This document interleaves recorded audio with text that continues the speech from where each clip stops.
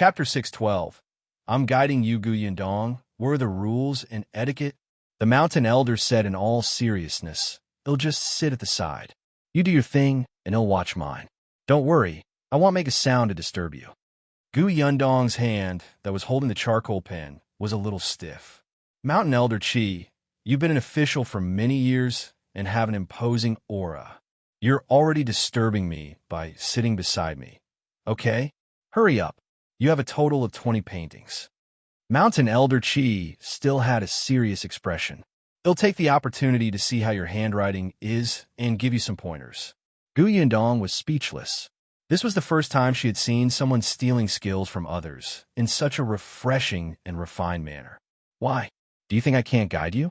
Seeing that she did not move for a long time, Mountain Elder Qi became a little anxious. He immediately said with a straight face, Do you know how many people in Tianhai Academy want to receive half a word of advice from me?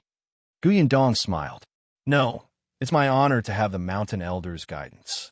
Yes. Mountain Elder Qi nodded in satisfaction. Gu Yundong secretly heaved a sigh of relief and lowered her head to look at the paintings. Her speed was not considered fast, but her serious and responsible attitude made Mountain Elder Qi nod repeatedly. After reviewing one, Gu Yundong carefully placed it aside. Then, Mountain Elder Qi took it over as if he was really looking at her handwriting. As he read, he said, Your handwriting is not bad, but the style is a little strange. That was all he said. Then he began to focus on the painting and read Gu Yundong's comments. Gu Yundong's mouth twitched. Forget it, as long as he was happy. She continued to flip through the next painting.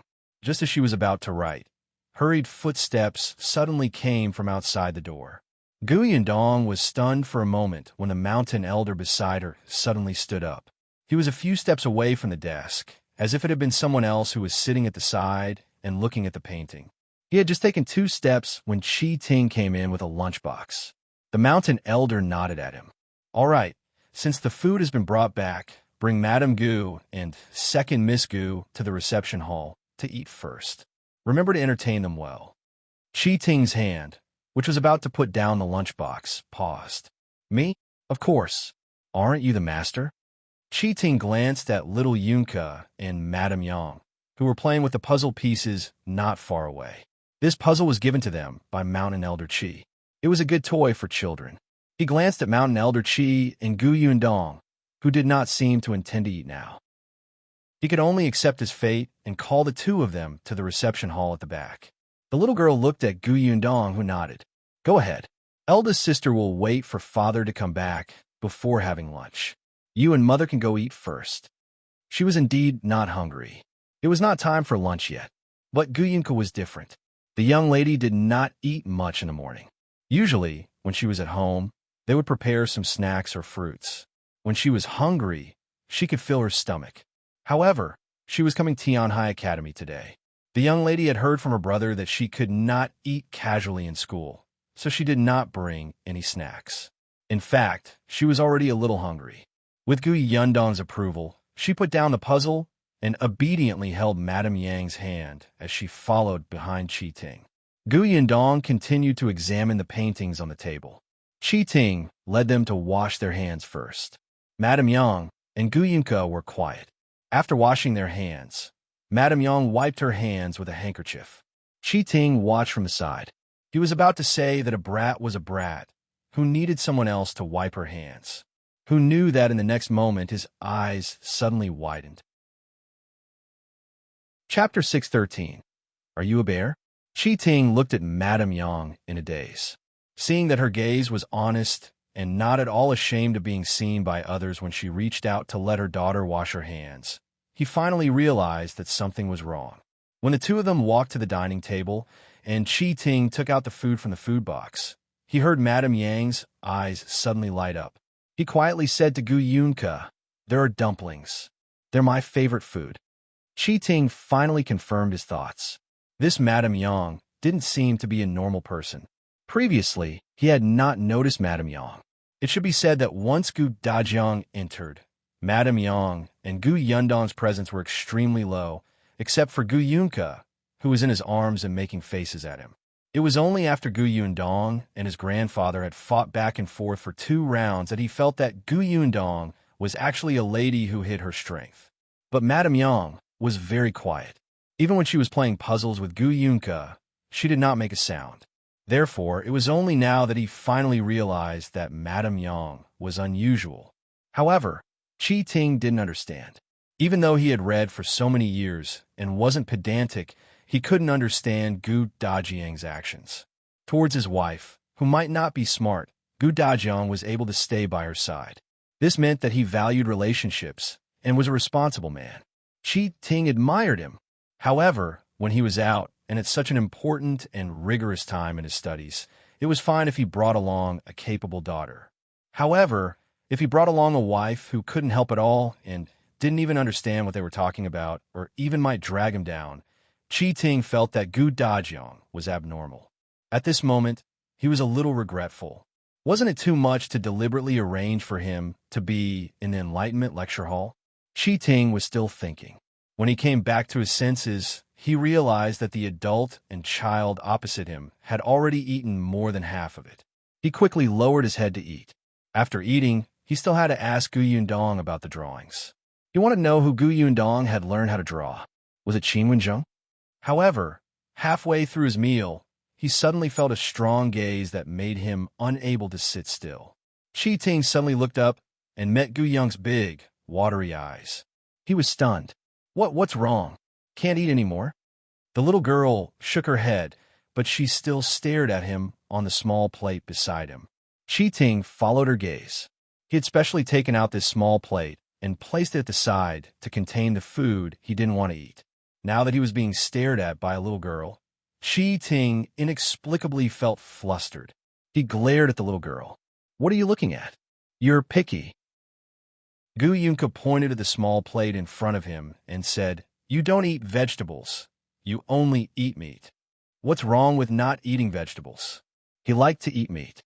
The young lady was young, but she had a lot of control. Qi Ting stuffed a piece of meat into his mouth in front of her. The little girl frowned. "Why? The vegetables are so delicious. Listen, they're crispy when you bite them." She even demonstrated as she ate with relish.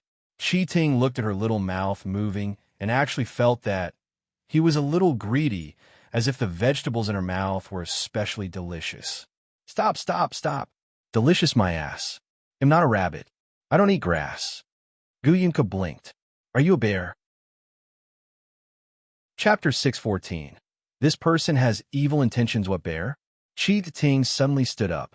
"Are you cursing me?" Gu Yunke looked confused. "No. I heard from brother Mao that bears only eat meat." Madame Yang nodded and testified. "I heard it too." Qi Ting glared at the mother and daughter. No, he retracted his previous thoughts.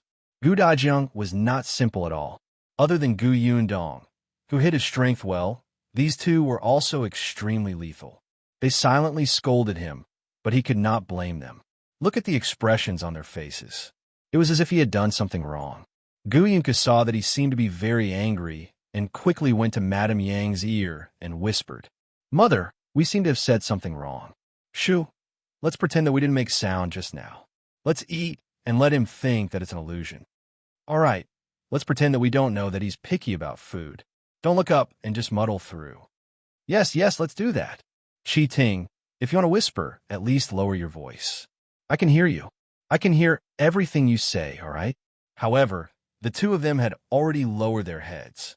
Their faces were almost buried in the bowl, not even showing their eyes.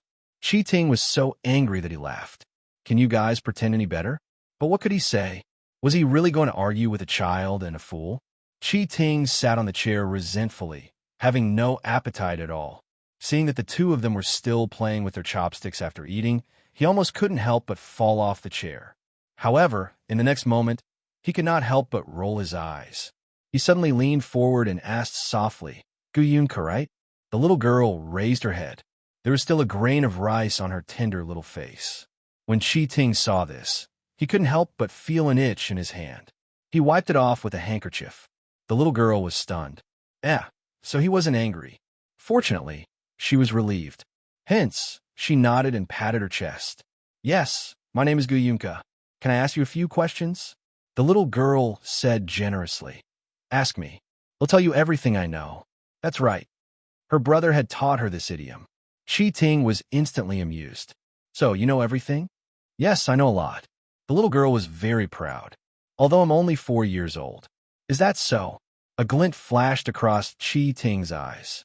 Then tell me, who did your elder sister learn her drawing skills from? Qin Wenzheng? Gu Yunke immediately shrunk her neck. Oh no, she did not know the answer to this question. Moreover, it was about eldest sister. Aunt Ku had said that she could not tell others about eldest sister, especially men.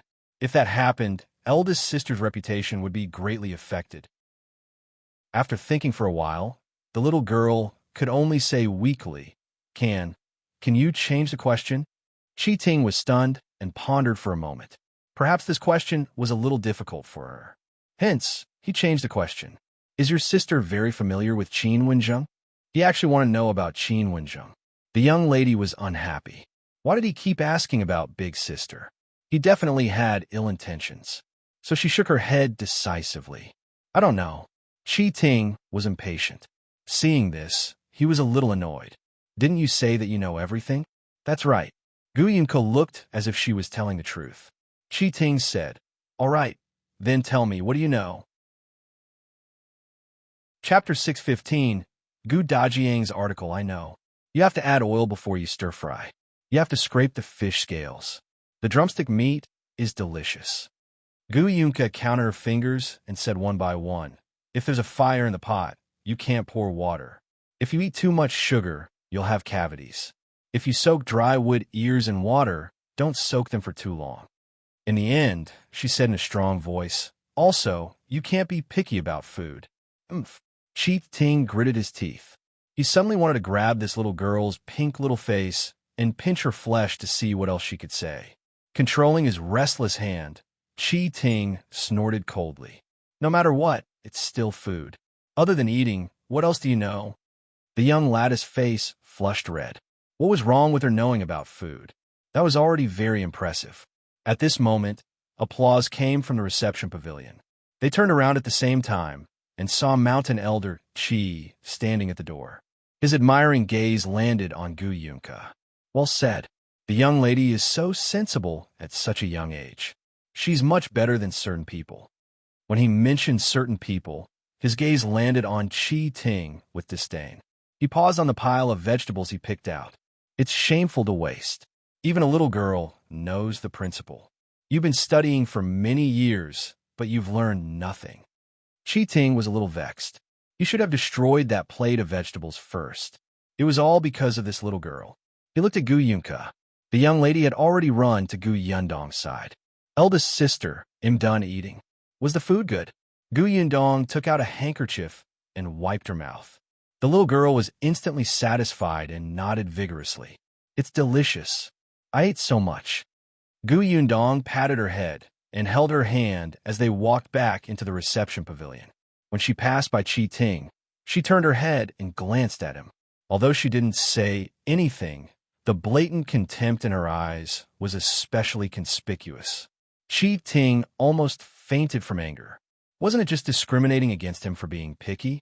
He would eat for them to see. He angrily picked up the plate and poured the vegetables into his mouth. He took a few bites and swallowed them. Gu Yunke looked at him worriedly. Why did he eat vegetables as if they were poison? The little girl couldn't understand. Qi Ting went out after eating. Unexpectedly, Gu Dajiang returned just as he walked out.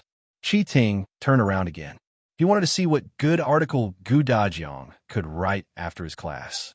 When a mountain elder saw him, he hurriedly called him over to eat, telling Gu Dajiang that he could write after eating. Gu Dajiang didn't stand on ceremony. He was indeed hungry. However, he ate quite fast. After all, he did have some ideas in his mind at the moment. It was better to write them down as soon as possible. Therefore, after he hurriedly finished eating, he immediately went to the desk and began to write. Qi Ting wanted to take a look, but he was afraid of affecting him. After all, when he was writing an article, he hated being disturbed the most. Hence, he endured it and waited for Gu Dajiang to finish writing before eagerly taking it. But Mountain Elder Qi was one step ahead of him and picked up the article first. Qi Ting was speechless. This was really his biological grandfather. As if he did not see Qi Ting, the mountain elder sat in his seat and poured himself a cup of tea. Then, he began to savor it leisurely. After reading 2 sentences, he suddenly paused and looked up at Dajiang in surprise. You? Chapter 6:16. One less person. Mountain Elder Qi confirmed again that he was not seeing things. He still asked in disbelief. You went to class and became a teacher? Dajiang was indeed brought to the Enlightenment Lecture Hall. He was tall and not young. The table in the Enlightenment Lecture Hall was a little low. Dajiang sat at the back, making the other students curious. The teacher was also very helpless, but knowing that this was the mountain elder's request, he could only pretend not to see Dajiang and continue his class. However, halfway through the lecture, the teacher suddenly had an uncomfortable feeling in his stomach. He could only temporarily assign the students the task of reading books and leave the lecture hall. As soon as he left, the children, who were still young and naughty, immediately started buzzing. There were also a few mischievous children who ran to Dajiang's side and surrounded him to ask questions. Dajiang saw that this wouldn't do. Coincidentally, he knew the knowledge of the preparation class. Furthermore, he realized that this teacher's lectures were a little boring. Perhaps it was fine to teach older students, but it was quite tortuous for these children who couldn't sit still. Dajiang happened to be a very patient person with children. Whether it was Yundong or Yunshu, he had taught them at home. He was experienced. Moreover, ever since Yunshu went to school, he would come back every day and talk about the school and the interesting things he did with Yuanji. Dajiang gradually figured out the attitude of students at this age. Therefore, facing these students who were about the same age as his son, Dajiang lectured like a storyteller. Soon, people listened and memorized the knowledge in the books. In the article that Dajiang was writing, he was elaborating on the point of view of teaching according to one's aptitude. The mountain elder's eyes lit up as he nodded repeatedly. Good, well written. The novelty of the angle, the novelty of the argument. The article proved his point in several ways. Not only did the article have a deeper meaning, but he also knew very well that this article was for him, the mountain elder, to read. What did the mountain elder care about? Of course, it was the academy's teaching. This article was simply to the mountain elder's liking. Mountain Elder Qi laughed out loud after reading it. He stood up and patted Dajiang's shoulder. You completed all 3 questions, and you completed them very well. Dajiang, welcome to the Tianhai Academy. From tomorrow onwards, you can come to the academy to study. Dajiang's eyes lit up as he finally heaved a sigh of relief. Thank you, Mountain Elder. Mountain Elder Qi was very happy. Qin Wenzheng had indeed introduced him to a good student. Even if Dajiang did not obtain a good ranking in the imperial examination in the future, he was destined to be a talent. He put away the article and walked to the side to write a letter for him. When you come tomorrow, bring this post to Supervisor He. He will arrange everything. Thank you, Mountain Elder. Dajiang received it cautiously, feeling delighted. As for these 20 paintings, just leave them here for now. They'll get someone to return them to those students before school ends. Yes, Dajiang naturally agreed. When he looked up, he saw that Mountain Elder Qi looked a little tired. He knew that the man had been busy for half a day, so he immediately bade him farewell. The Mountain Elder nodded and asked Qi Ting to send him out of the academy. Although Qi Ting was choked by the Gu family several times, he admired them at the same time and did not refuse. Moreover, as he walked toward the entrance, he explained some things about the academy to him. Dajiang was grateful. Qi Ting was a little smug, and his pace could not help but slow down. Who knew that, even so, when he turned around by chance, he still realized that someone was missing behind him. Chapter 6:17. Don't be strange. Qi Ting was dumbfounded. Wasn't there only one road here? How could someone get lost after taking a turn? Dajiang also realized that his daughter was missing. He and Qi Ting looked at each other. Just as he was about to turn around and look for her, he heard a familiar voice coming from the corner. They went back and saw Gu Yundong standing there talking to someone. "Sir, how much have you stuck?" Just as he turned around, Qi Ting happened to hear this. He looked at the old man standing opposite Gu Yundong. Judging from his attire, he should be working in Tianhai Academy. Then, he looked at the net and bamboo pole in his hand. He immediately understood that this guy was specially hired by the academy to get rid of the cicadas in the summer. In the summer, cicadas chirped nonstop. There were often students who were so annoyed that they could not calm down to study. Actually, this was not a big deal. If the students could not even overcome this small noise, how could they participate in the imperial examination in the future? However, there were many rich young masters in the academy. They did not want to hear the sound of cicadas. They could not study in such a noisy environment. Therefore, they found someone to capture these cicadas. The mountain elder did not care. As long as the people who entered the academy were clean and there were no more than 5 of them, they could catch the cicadas if they wanted to. Without the chirping of the cicadas, he could also take a comfortable afternoon nap. At this moment, Gu Yundong was talking to the old man. The net in the old man's hand was heavy. When he heard this, he chuckled and said, "I've stuck quite a lot. Why are you interested in them? Can you let me take a look?" Gu Yundong wanted to reach out to take it. The old man quickly stepped back. "Miss, don't. They're dark and scary and all squeezed together." "I'm not afraid of that." Gu Yundong did not force him. She retracted her hand and said, "I want to buy this net of cicadas. I wonder if it's possible." This time, not only was the old man shocked, but even Qi Ting was shocked. He looked at the girl in front of him who was 3 years older than him and did not know what to say. She bought a bag of cicadas out of the blue. Was there something wrong with her brain? The old man took a while to react. "And miss, are you really going to buy this?" "Yes." "How much?" The old man was stunned for a moment before he quickly shook his head. "No money, no money. If miss wants it, feel free to take it." "What kind of hobby was this?" "That won't do. You work hard for half a day." Gu Yundong took out 50 copper coins and gave it to him. "Besides, you have to give me this net." Gu Yundong paid and took the cicadas before calling the others to leave.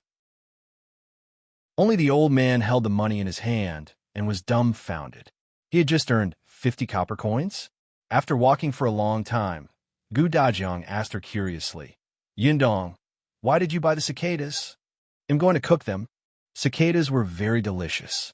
The meat in the middle was simply delicious. Just thinking about it made her crave it, but no one seemed to eat it here.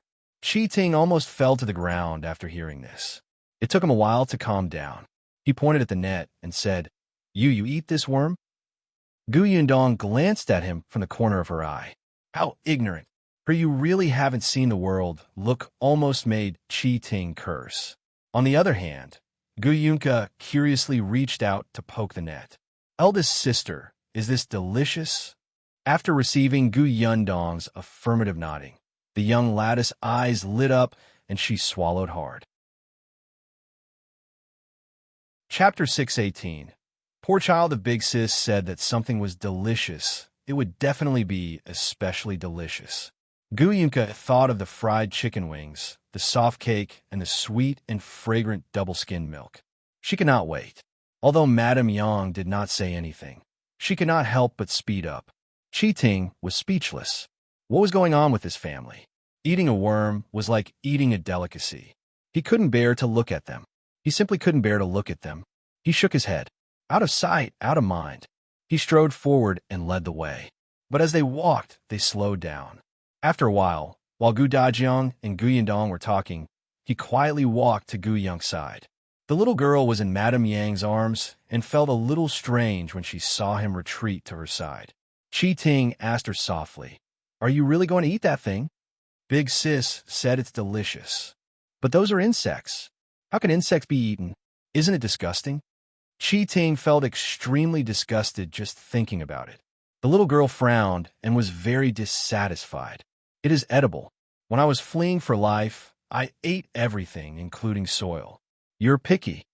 Qi Ting was very indignant at her accusation.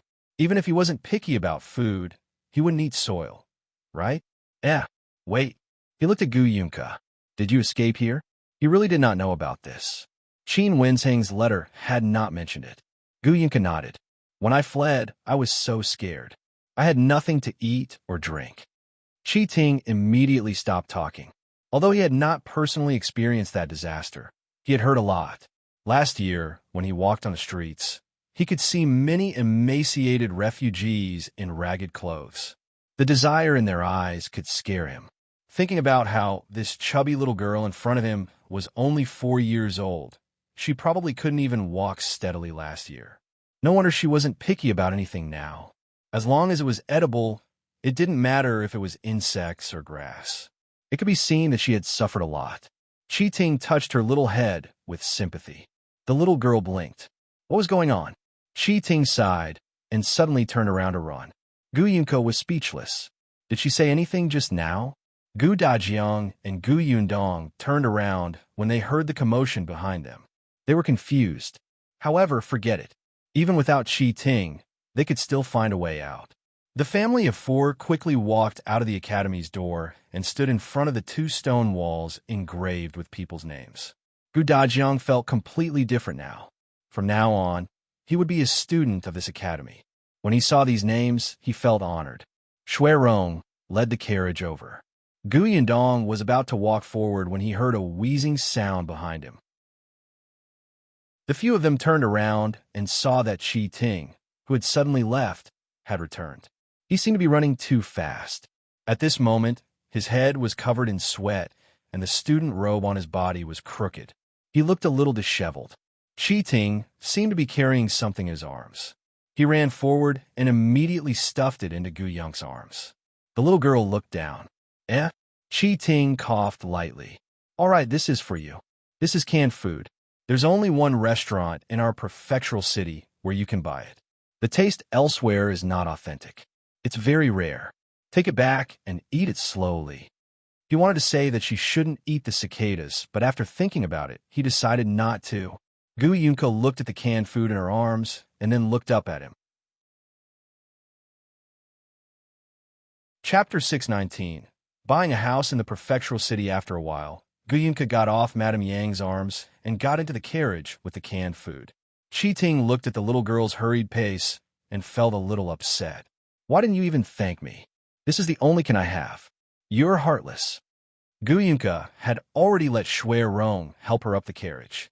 She took out 2 cans from the cabinet inside and was carried down by Shui Rong. She ran back to Qi Ting and handed him the cans. Here. Qi Ting looked at the 2 cans in his hand in a daze and heard the little girl's crisp voice. I have a lot of cans. If you want them, come and buy them in the future. These 2 cans are for you. You'll have to pay in the future. After giving her instructions carefully, she waved her hand. I'm leaving. Goodbye. The young lady ran back and was helped into the carriage by Shui Rong. After the carriage started moving again and gradually left without a trace, Qi Ting lowered his eyes and looked at the 2 bottles of canned food in his arms. He muttered, I already said that the other places are not authentic. Even if there are a lot of cans, they won't be delicious. Before he could finish speaking, he turned around and happened to see the word Gu engraved at the bottom of the bottle. Gu? Qi Ting was stunned. Yes, wasn't Gu Dajiang's surname Gu? No, it couldn't be, right? At this moment, the little girl was also holding the can in her arms. She felt that Qi Ting was a strange person. One moment, he looked like a good person, and the next moment, he looked like a bad person. It was too complicated. After thinking for a while, she gave up and went to grab the cicadas in Gu Yundong's hand. Gu Yundong let her be and turned to talk to Shui Rong. Have you found a broker? I found one. There in the alley ahead, not far. Gu Yundong had thought about it. If her father wanted to study here, her mother would probably have to accompany him. Gu Dajiang was not suitable to live in the academy's dormitory. It was necessary to buy a house nearby. Firstly, it was for his father to stay.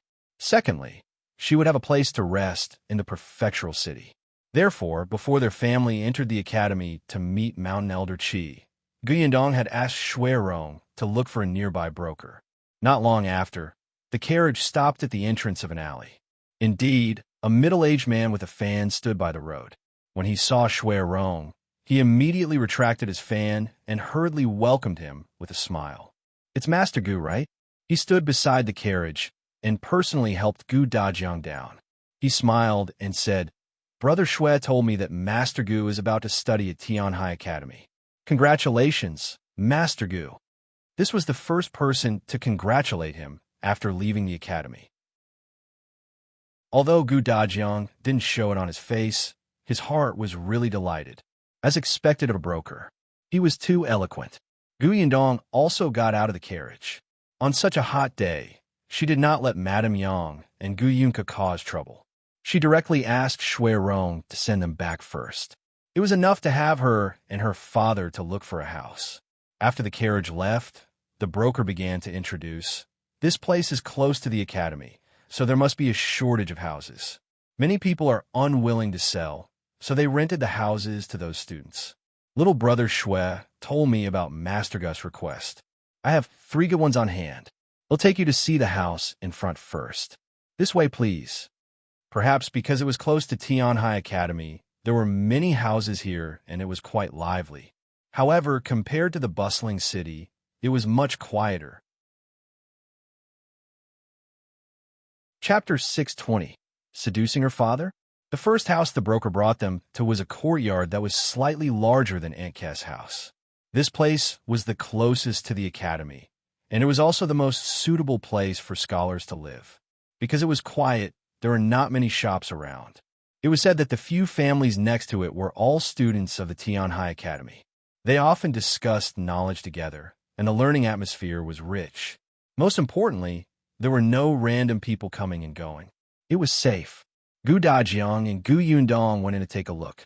The house was indeed quite good. Although it was only one courtyard, it was enough. However, it was empty. There was no furniture at all. If they bought it, they would probably have to buy something new. The broker introduced as he walked, "This house is still considered new. The original owner just moved out yesterday.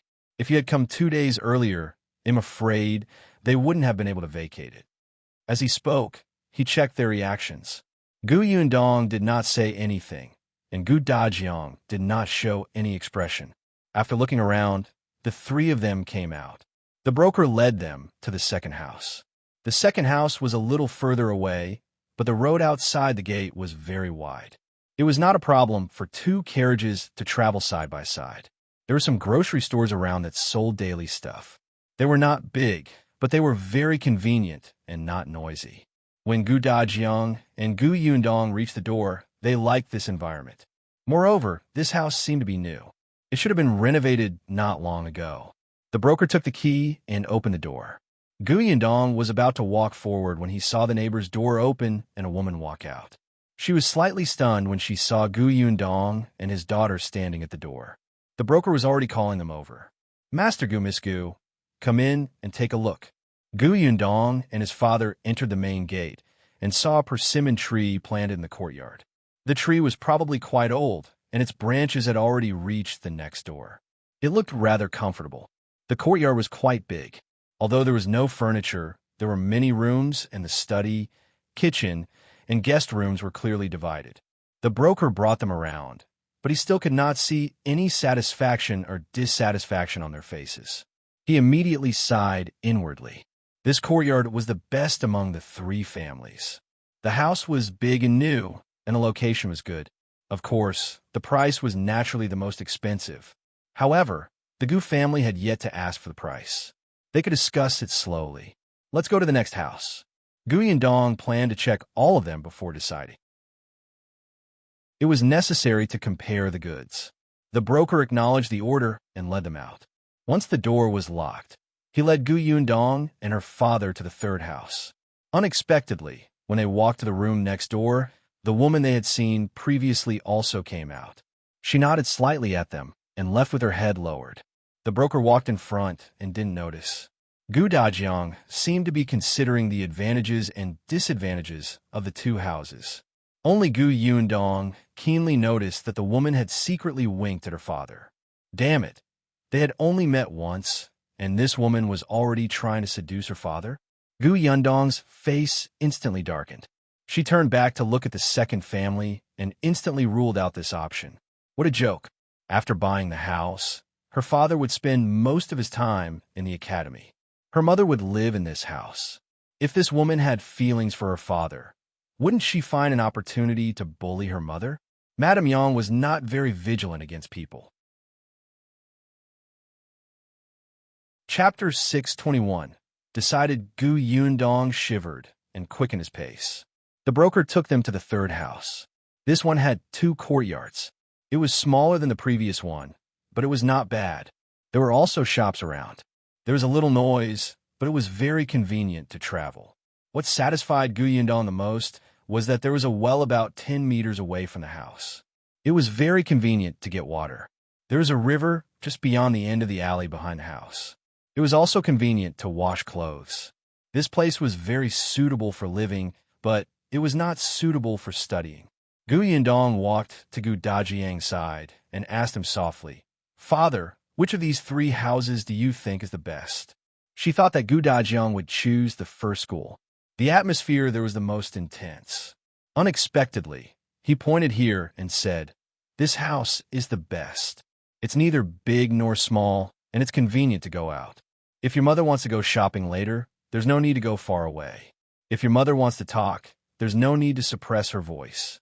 Also, this courtyard can grow flowers for your mother." What Gu Dajiang didn't say was that Madame Yang used to like to plant flowers, but when she was in the Gu family, conditions didn't allow it. Later, when they arrived at Yongfu village, Gu Yundong did not know that she had such a hobby. She only saw her mother, sometimes holding a kettle and watering the fruits and vegetables in the courtyard. Gu Yundong was speechless when she heard Gu Dajiang's reasons. She paused and asked hesitantly, "Father, don't you think that the noise will affect your studies?" Gu Dajiang was stunned. He laughed and said, "The noise? You think this is noise?" In the past, it was noisy in Gu village. When I was an accountant, there were countless customers coming and going in that restaurant. They kept talking every now and then. Yet, I was still able to read books, right? Gu Yundong slapped her forehead. Yes, her father had never been afraid of noise. He had long developed a bronze skin and iron bones. Moreover, this was a house with 2 courtyards. He would be reading in the study at the back, and there was almost no sound. "This one, then?" Gu Dajiang nodded. Seeing that they were whispering, the broker did not disturb them. Seeing that they were almost done with their discussion, he smiled and asked, "Master Gu, Miss Gu, have you thought about it? Do you like any of the 3 houses? If not, you have to find a place further away from the academy, or you can rent a house. However, it's always inconvenient to rent a house. The main reason is that if the owners suddenly don't want to rent the house anymore, it's very troublesome to find another house." Gu Yundong nodded. "What's the price of these 3 houses?" The broker knew that there was a chance when he heard that. He quickly said, "The first house is close to the academy. Although it's only 1 courtyard, it still costs 1,200 taels. The second house is big, and it's a 2-courtyard house. Moreover, it has just been renovated and costs 1,700 taels of silver. As for the third house, it's also a 2-courtyard house, but it's a little small. It costs 1,500 taels of silver." Gu Dajiang was shocked. So expensive? This was almost comparable to the property prices in the capital, right? Gu Yundong also frowned, but she was more or less confident. This was the prefectural city, and weren't the houses here equivalent to school district houses? Modern school district houses were expensive, and ancient school district houses were not inferior. Moreover, Tianhai Academy had been here for 100 years. Didn't the houses around here get more expensive every year? Besides, as long as there was a top scholar or even an honorable scholar in the academy, the surroundings would be said to be a good place for outstanding people. 1,500 taels. Gu Yundong heaved a sigh of relief and asked the broker to find the owner. Chapter 622. Eldest Disdain, the owner lived not far away. When he heard that someone wanted to buy the house, he immediately rushed over. Gu Dajiang bargained with him, but the owner was very tight-lipped and refused to let go. "Master Gu, you also know that the houses here are at this price. It's not that I don't want to give you a discount, but we can't ruin the market, right? Besides, my house is indeed worth this price. To be honest, if it weren't for the fact that I'm a little tight on money recently, I really wouldn't have sold this house." Gu Yundong frowned. The weather was very hot, and she really did not have the patience to bargain. In the end, both sides took a step back and agreed on 1,400 taels. After buying the house, Gu Yundong followed Gu Dajiang back to Aunt Kes' house. Aunt Kes' house had already been tidied up. As soon as Gu Yundong entered, she saw Madame Yang, Tong Shueitao, and Gu Yunka squatting in the courtyard, dealing with the cicadas. Gu Yundong was speechless. When she was in the carriage, she had told the young lady how to prepare this thing, but she did not expect her to really do it as soon as they returned home. It seemed that it was almost done. Only Aunt Kes stood in the room with a look of disdain and refused to approach. Gu Yundong squatted down and took a look at the cicadas that Gu Yunka had handled. Yes, very good. She took off their wings and removed their heads and tails, leaving only a little bit of meat the size of a thumbnail. It was quite clean. The little girl looked up as if she was asking for praise. Big sister, did I do the right thing? That's right. You're smart. The little girl immediately smiled in satisfaction. She turned around and worked even harder to prepare the rest of the cicadas. Gu Yundong grabbed her hand and looked at it. The cicada's feet had small barbs. Gu Yunk's tender little fingers could easily be broken, but she was not afraid. Looking at her tender hands, they were all red. But when she met her expectant gaze, Gu Yundong could only smile helplessly and tap her forehead. All right, wash those first. Eldest sister will cook them. The cicadas would only taste good if they were stir-fried. She poured oil, added ginger, onions, and garlic, and poured all the clean cicadas down. There was a tearing sound, and the sound was pleasant to the ears. After a while, the fragrance exploded and instantly filled the entire kitchen. When Xiao Qingyuan and the others entered, the fragrance instantly entered their noses. Zhou followed the fragrance to the kitchen and was stunned when he saw the black cicadas. What is this? Meat? Gu Yundong smiled. Zhou stopped asking. No matter what meat it was, it smelled delicious. Therefore, when the 2 large plates of cicadas were served, Zhou couldn't wait to pick one up and stuff it into its mouth. Gu Yundong reminded him, remove the outer shell. Zhou hurriedly bit it open and dug out the meat inside. His eyes instantly widened. Delicious. What kind of meat is this? I've never eaten it before. It's too delicious. Aunt Ku, who was at the side, said coldly, that's cicada meat. It's the meat of the cicadas that are always so noisy on the tree. Worms. Zhou was stunned. Zhou also looked at the 2 plates of black things in surprise. Zhenggang almost dropped his chopsticks. Xiao Qingyuan didn't mind. He had actually eaten it before, but in the past he had always roasted it and eaten it without cutting off the ends. Therefore, he always felt that it had a bitter taste. So cicadas could only be partly eaten? He had learned something new. He quickly ate without any burden and even praised Gu Yundong. It's delicious. Then, Zhou, Shu, and Zhenggang quickly reached their chopsticks into the plates. Chapter 623. Check the shop on the other side. Gu Yunka had already peeled off a pile of shells on the table. Tong Shueitao knew what this was. Although she was a little hesitant at first, ever since the fragrance wafted in her nose, she no longer had any thoughts. She quickly ate. The Gu family did not say anything. They did not think so before, but now they realized that there seemed to be a lot of people, but too few cicadas. Aunt Ku had always despised it. Even though she had salivated because of the fragrance, she had never thought of eating it. However, now that she saw that everyone at the table was like the reincarnation of a hungry ghost and did not even have the time to speak, afraid that it would delay them from eating, she actually became suspicious. Was it really that delicious? She hesitated again and again. Seeing that everyone's heads were lowered, she finally couldn't help but secretly take one. Then, she turned around as if nothing had happened and looked at the black cicada. She closed her eyes and bit it. It's actually not bad. It doesn't feel disgusting at all. It smells good. Aunt Ku expressed that she could still accept this. After finishing the one in her mouth, she turned around and was about to take another one when she realized that it was empty. Both plates were empty. Were these people the reincarnations of hungry ghosts? Zhou leaned back in a chair in satisfaction and sighed. I didn't expect this cicada to be so delicious. Why didn't I notice it before? Ashu, why don't we catch another bag of cicadas tomorrow? Sure, Ashu agreed. Xiao Qingyuan glanced at them from the corner of his eye. Capture and fry them by yourselves. Ashu and Ashu were speechless. Wasn't this making things difficult for them? However, they did not dare to let Gu Yundong cook for them, so they could only look at Tong Shueitao. The latter thought of the delicious food in her mouth and clicked her tongue. She nodded straightforwardly. Sure, no problem. Only then was Xiao Qingyuan satisfied. He asked about the situation at Tianhai Academy today. Everyone was very happy to know that Gu Dajiang had passed Mountain Elder Chi's assessment and could report to the academy tomorrow. Xiao Qingyuan was also progressing smoothly. The shop assistant called Laishi brought us to see 5 shops.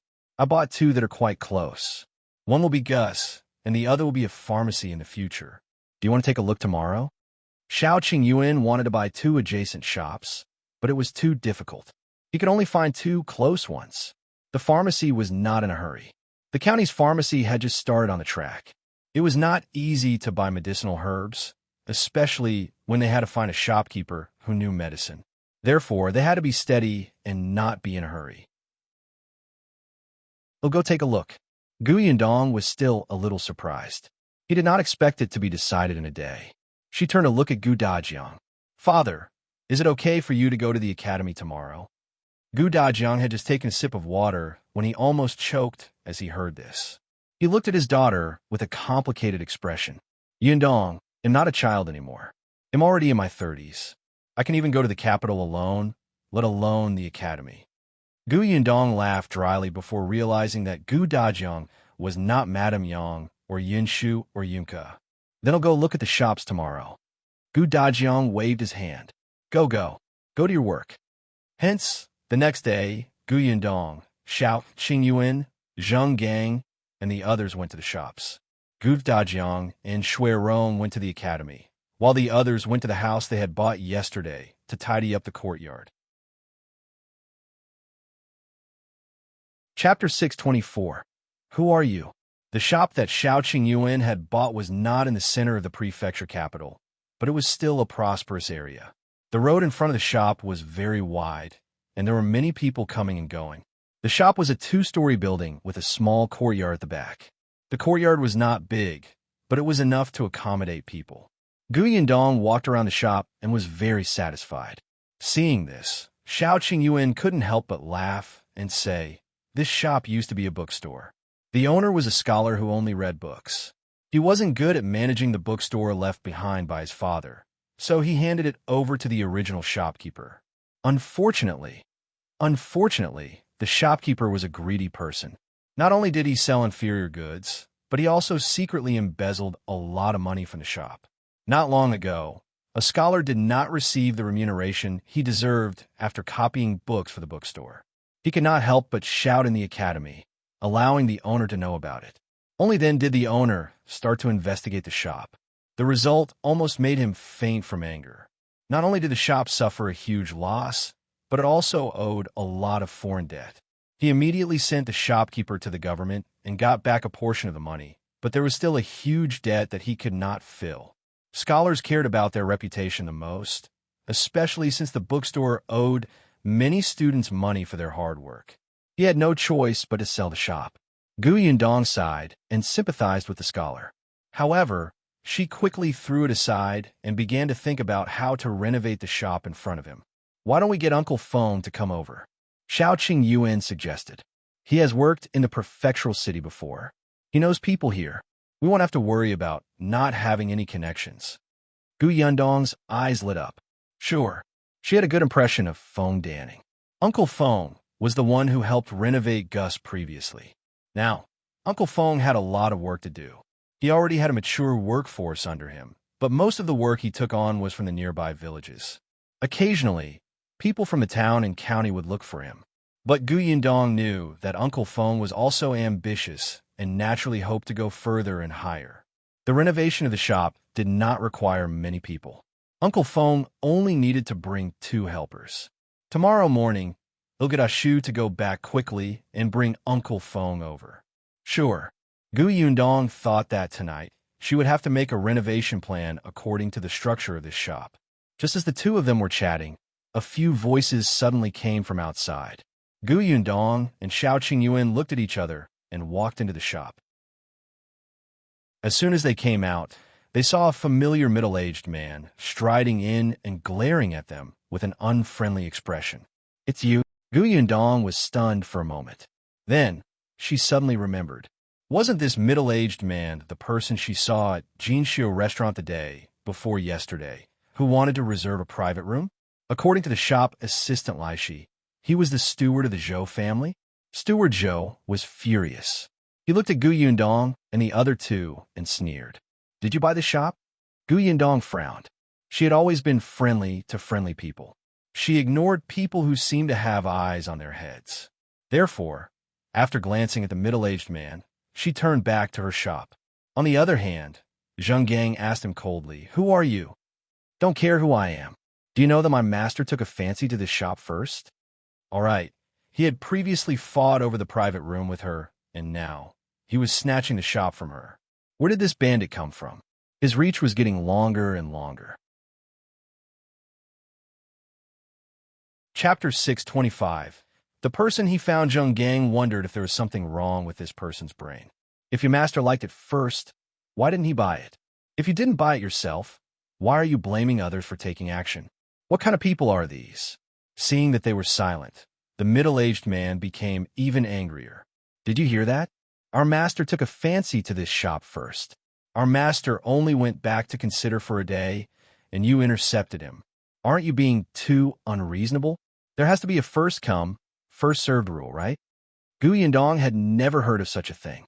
She turned her head and sized up the middle-aged man. She smiled and said, "What a nice thing to say. What do you mean by going back to consider for a day? I'm afraid you wanted to lower the price, right? You clearly knew that the original owner of this shop was in a hurry to sell it, but you still dawdled and wanted to buy this shop at a low price. Are you blaming others for your bad intentions?" Did he think everyone was a fool? The middle-aged man's expression changed when he heard that. "In short, we took a fancy to this shop first. How much did you buy it for? We'll give it to you." Gu Yundong regretted talking to him just now. What was there to talk about with a fool? Xiao Qingyuan stood in front of the middle-aged man with a cold expression. "Get out." Before he could finish, he couldn't help but shrink his neck and look at Xiao Qingyuan in fear. In the end, the middle-aged man straightened his neck for a moment and took 2 steps back in fear. This person looked fierce. If he attacked, wouldn't he suffer? He snorted coldly and flicked his sleeves before leaving. When they reached the door, he pointed at them. "Just you wait." Without waiting for Xiao Qingyuan to look over, he quickly ran away. As soon as he left, Zheng Gang couldn't help but frown. "Boss, will this person bring us trouble?" "There won't be any trouble. After all, we just came to the Prefectural city. If the other party is rich," Zheng Gang was worried. He was used to being cautious. When doing business, he would not offend anyone, especially when he had just arrived at an unfamiliar place. But Gu Yundong did not seem to care, nor did Xiao Qingyuan. He sighed. Gu Yundong saw that he was still very worried, so she smiled and explained, "Uncle Zheng, you don't have to worry too much. If this Zhou family steward is rich and powerful, and we can't offend him. When we went to Jinxiu restaurant 2 days ago, the shopkeeper and the waiter would have mentioned it. Moreover, the other party was the one who was arrogant and unreasonable first. If it had not beat up such a person, what should they do?" Gu Yundong felt that if she showed weakness, the steward would definitely push his luck. Zheng Gang was stunned. It made sense. The 3 of them continued to look at the shop, but not long after, there was another commotion outside the door. Zheng Gang thought that the middle-aged man had returned, but he didn't expect that it wasn't. It was a few hooligans from the streets. They seemed to be collecting protection fees in this area. As soon as the hooligan leader entered, he looked at the 3 people opposite him and asked, "If you want to open a shop here, you have to know the rules." "What are the rules?" Xiao Qingyuan took a step forward and narrowed his eyes as he sized them up. The hooligans were a little afraid of his cold face, but they still had some confidence because they had more people. "This street is covered by us, so the shops along the street have to give us some protection money. It's not much, 100 taels a month. Zheng Gang sucked in a breath of cold air. You guys are robbing. Gu Yundong narrowed her eyes and looked at the middle-aged man hiding outside the shop. It was indeed the people he had called over. Chapter 626. Kicked off, Gu Yundong thought that this person would go back to his Zhou mansion to call for help. She did not expect him to have some brains. He was looking for the local hooligans to cause trouble here. At this moment, the middle-aged man was hiding at the entrance of the alley opposite. He said to the person beside him, "Well, go over and mediate when they get into a conflict later. It'll be much easier to buy their shop then." "Is it useful?" The person beside him looked like a servant. He was still a little worried. Steward Zhou snorted. "Of course it's useful. Who would be willing to pay a protection fee of 100 taels a month? It's a pity that we came a step later. Otherwise, we wouldn't have had to give money to those local hooligans to help." Steward Zhou pursed his lips. "Perhaps in this way, we can lower the price." After a pause, he asked, "When will Master come?" "He should be here soon." Steward Zhou was a little anxious. "We have to get it done before Old Master comes." Coincidentally, the three people in the shop didn't seem to have good temper. They would definitely quarrel soon. He would just wait. The atmosphere in the shop was indeed tense. Zheng Gang looked at the local hooligans and said, "I've never heard of anyone on this street paying protection fees, let alone 100 taels a month." "That's right. In the past, you didn't have to pay it. Now, you have to. What's wrong? Are you going to give it to us? If you don't blame us for being rude." Zheng Gang was furious. "I'm not giving it to you. Why don't we see how rude you are?" Gu Yundong retracted her gaze from Steward Zhou and glanced at the local hooligans. A local hooligan immediately glanced at her, and then his eyes lit up. His gaze became unrestrained. "Yo, there's a little girl here. She's quite good looking. Do you want to know how to be rude? Actually, it's simple. Why don't you come over and kiss me?" Before he could finish speaking, the local hooligan felt a pain in his stomach. His entire body flew out like a kite with a broken string. Bang! The sound of the landing rang out. Not only was the local hooligan stunned, but the other gangsters were also stunned. The smile on their faces was still hanging as they froze. After a while, everyone turned around and looked at Xiao Qingyuan, who had attacked. They swallowed hard. Xiao Qingyuan glanced at them coldly. "Who else wants to be rude?" The local hooligans trembled and immediately took a few steps back. Steward Zhou and the servant were even more stunned. Just like that, the man was sent flying? What should we do?" The servant was so nervous that his tongue was tied. "That person seems to know martial arts. Even if we go over together, we won't be able to beat him. Those local hooligans won't be able to do anything either. Why don't we forget about that shop?" Steward Zhou was also so frightened that he trembled. However, when he heard the servant's words, he slapped him. "What nonsense are you talking about? That shop was chosen by Old Master. Can I just give it up? Looks like we have to rely on ourselves. You, quickly call Ah Feng over. He's a guard of our residence. He's very skilled. He can definitely deal with that man." The servant nodded and immediately stood up. Unexpectedly, before he could take a step, he stopped again and pointed at a carriage not far away. "There's no need to go." Ah Feng accompanied Old Master over. Steward Zhou suddenly turned his head, and his expression instantly changed. Chapter 627. Why are they here? What should we do now? The servant asked in a daze. Steward Zhou thought for a moment, gritted his teeth, and said, "What else can we do? Tell Old Master directly." As he spoke, Steward Zhou hurriedly came out of the alley and stopped Old Master Zhou's carriage before it arrived at the shop. He apologized with a sad face. "Old Master, I'm sorry. I couldn't do what you instructed. I'm guilty." The curtain of the carriage opened, and Old Master Zhou got out of the carriage. He frowned at him. "What happened?" "Master, the shop you like has been bought by someone." Old Master Zhou kicked him. "Useless thing. You can't even deal with the shop?" Steward Zhou endured the kick, but he blamed it on Gu Yundong and the others in his heart. "Master, I had no choice. I had already negotiated the price with the original owner of the shop, Masterly, Master Li was waiting for me to tell Master so that he could transfer the ownership of the shop after I gave the money. I didn't expect, as he spoke, he sobbed. I didn't expect 3 people to suddenly come and insist on buying that shop. They even said that they would give Eldest Li an additional 200 taels of silver. When I heard that, how could this be? We decided to buy this shop first. However, those 3 people were completely unreasonable. One of them was a man who had some skills and directly threw me out.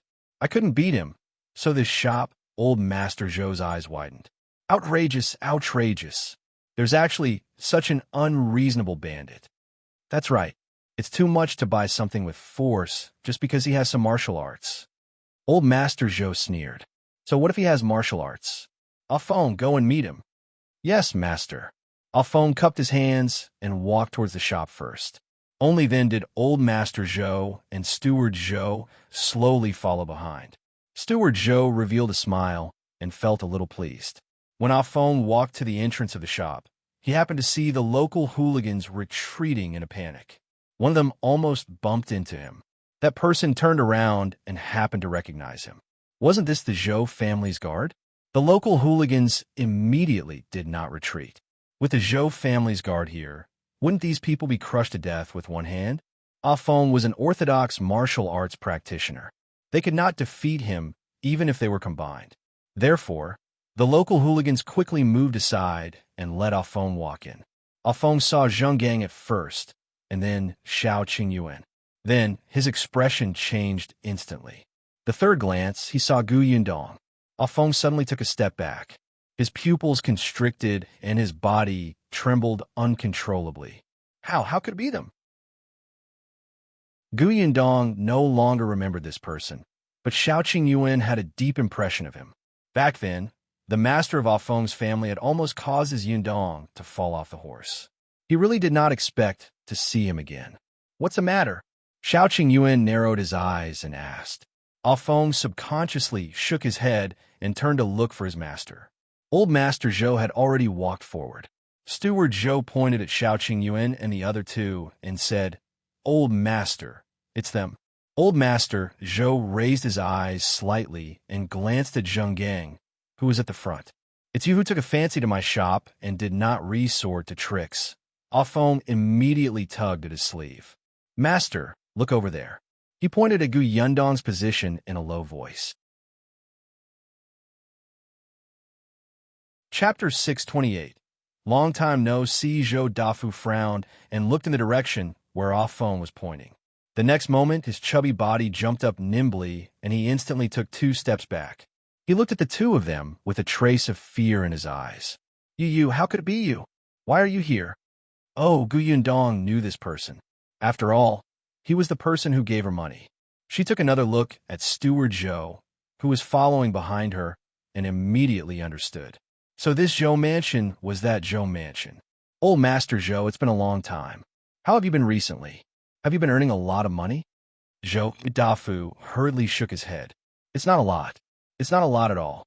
Zhou Dafu's heart ached when she had extorted so much money from him last time. Now that he saw Gu Yundong one's cunning expression, he instantly had a bad feeling. If it's not a lot, how did you find so many local hooligans to cause trouble for a shop? Zhou Dafu was stunned. He looked at the group of people, and a trace of confusion flashed across his face. However, when his gaze landed on Steward Zhou, he instantly understood. He glared at Steward Zhou fiercely and immediately said, No, you've misunderstood. I don't even know these people. He really didn't know them. He felt wronged. Steward Zhou was completely stunned. What was going on? Did Old Master know these people? And they seemed to be very afraid. He looked at Alphonse again. The latter did not even dare to take a step forward. Wait, where did these people come from? Steward Zhou felt a little uneasy. Gu Yundong smiled. So you don't know him? I thought that Old Master Zhou had taken a fancy to this shop and deliberately found someone to sabotage it. They even asked us for 100 taels of silver a month for protection. When I heard this just now, I was so frightened that I trembled. I will be having nightmares at night. Please stop having nightmares. If you continue, we'll have nightmares later. The corners of Zhou Dafu's mouth twitched. He shook his head firmly. I really don't know them. Those people are simply outrageous. They don't do proper business all day long and specialize in extortion. Miss, don't worry. We're all acquaintances. They'll help you deal with these people. Gu Yundong nodded. All right, then I'll have to trouble old Master Zhou. It's no trouble. They'll take her away now. After saying that, he gave off Feng a look. Without waiting for Gu Yundong to say anything, he quickly turned around and left in a hurry. Gu Yundong looked at his back speechlessly. Why was he in such a hurry? She had not even mentioned the issue of compensation. However, Zhou Daff's heart ached so much for the money that his legs almost ran away. The local hooligans were completely confused. When they heard old Master Zhou's words, they wanted to refute, but when they met Ah Feng's warning gaze, they immediately did not dare to say anything. Was this old Master Zhou's plan? Hence, after walking far away from the shop, the local hooligan leader, who had already recovered from the beating, asked, Old Master Zhou, what does this mean? Zhou Dafu glanced at them. These people were not worth his time at all. He directly handed them over to Ah Feng to deal with. He only turned around and looked at Steward Zhou. Then he kicked him hard in the stomach, causing him to fall to the ground. You bastard! Why don't you tell me the truth? Steward Zhou was shocked and quickly got up. His face was pale, and he did not dare to have any other thoughts. He told him everything in detail. After hearing this, Zhou Daff's expression turned even worse. He kicked him again. After Ah Feng sent the local hooligans away, Zhou Dafu said with a dark expression, Go and find out the background of this man and woman.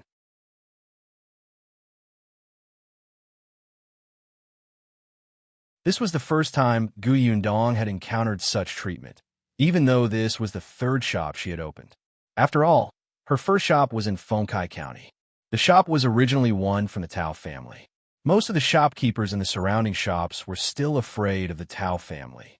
In the beginning, they did not dare to interact with her openly. Her second shop was in Wanqing Prefecture. The shop was originally owned by the Xian family, but it was confiscated later on before it fell into his hands. The shopkeepers in the surrounding shops didn't dare to ask around for fear of getting into trouble. As a result, Gu Yundong was stunned when she saw the two waiters coming in with friendly attitudes to greet her and deliver tea. Zheng Gang, on the other hand, accepted it politely and chatted with them happily. After they left, Zheng Gang said, I just asked around. The two shop assistants said that Zhou Dafu hasn't been in the prefectural city for long and has a certain amount of wealth, but there's no need to be too afraid of him. He had a rich family background, but his foundation was not stable.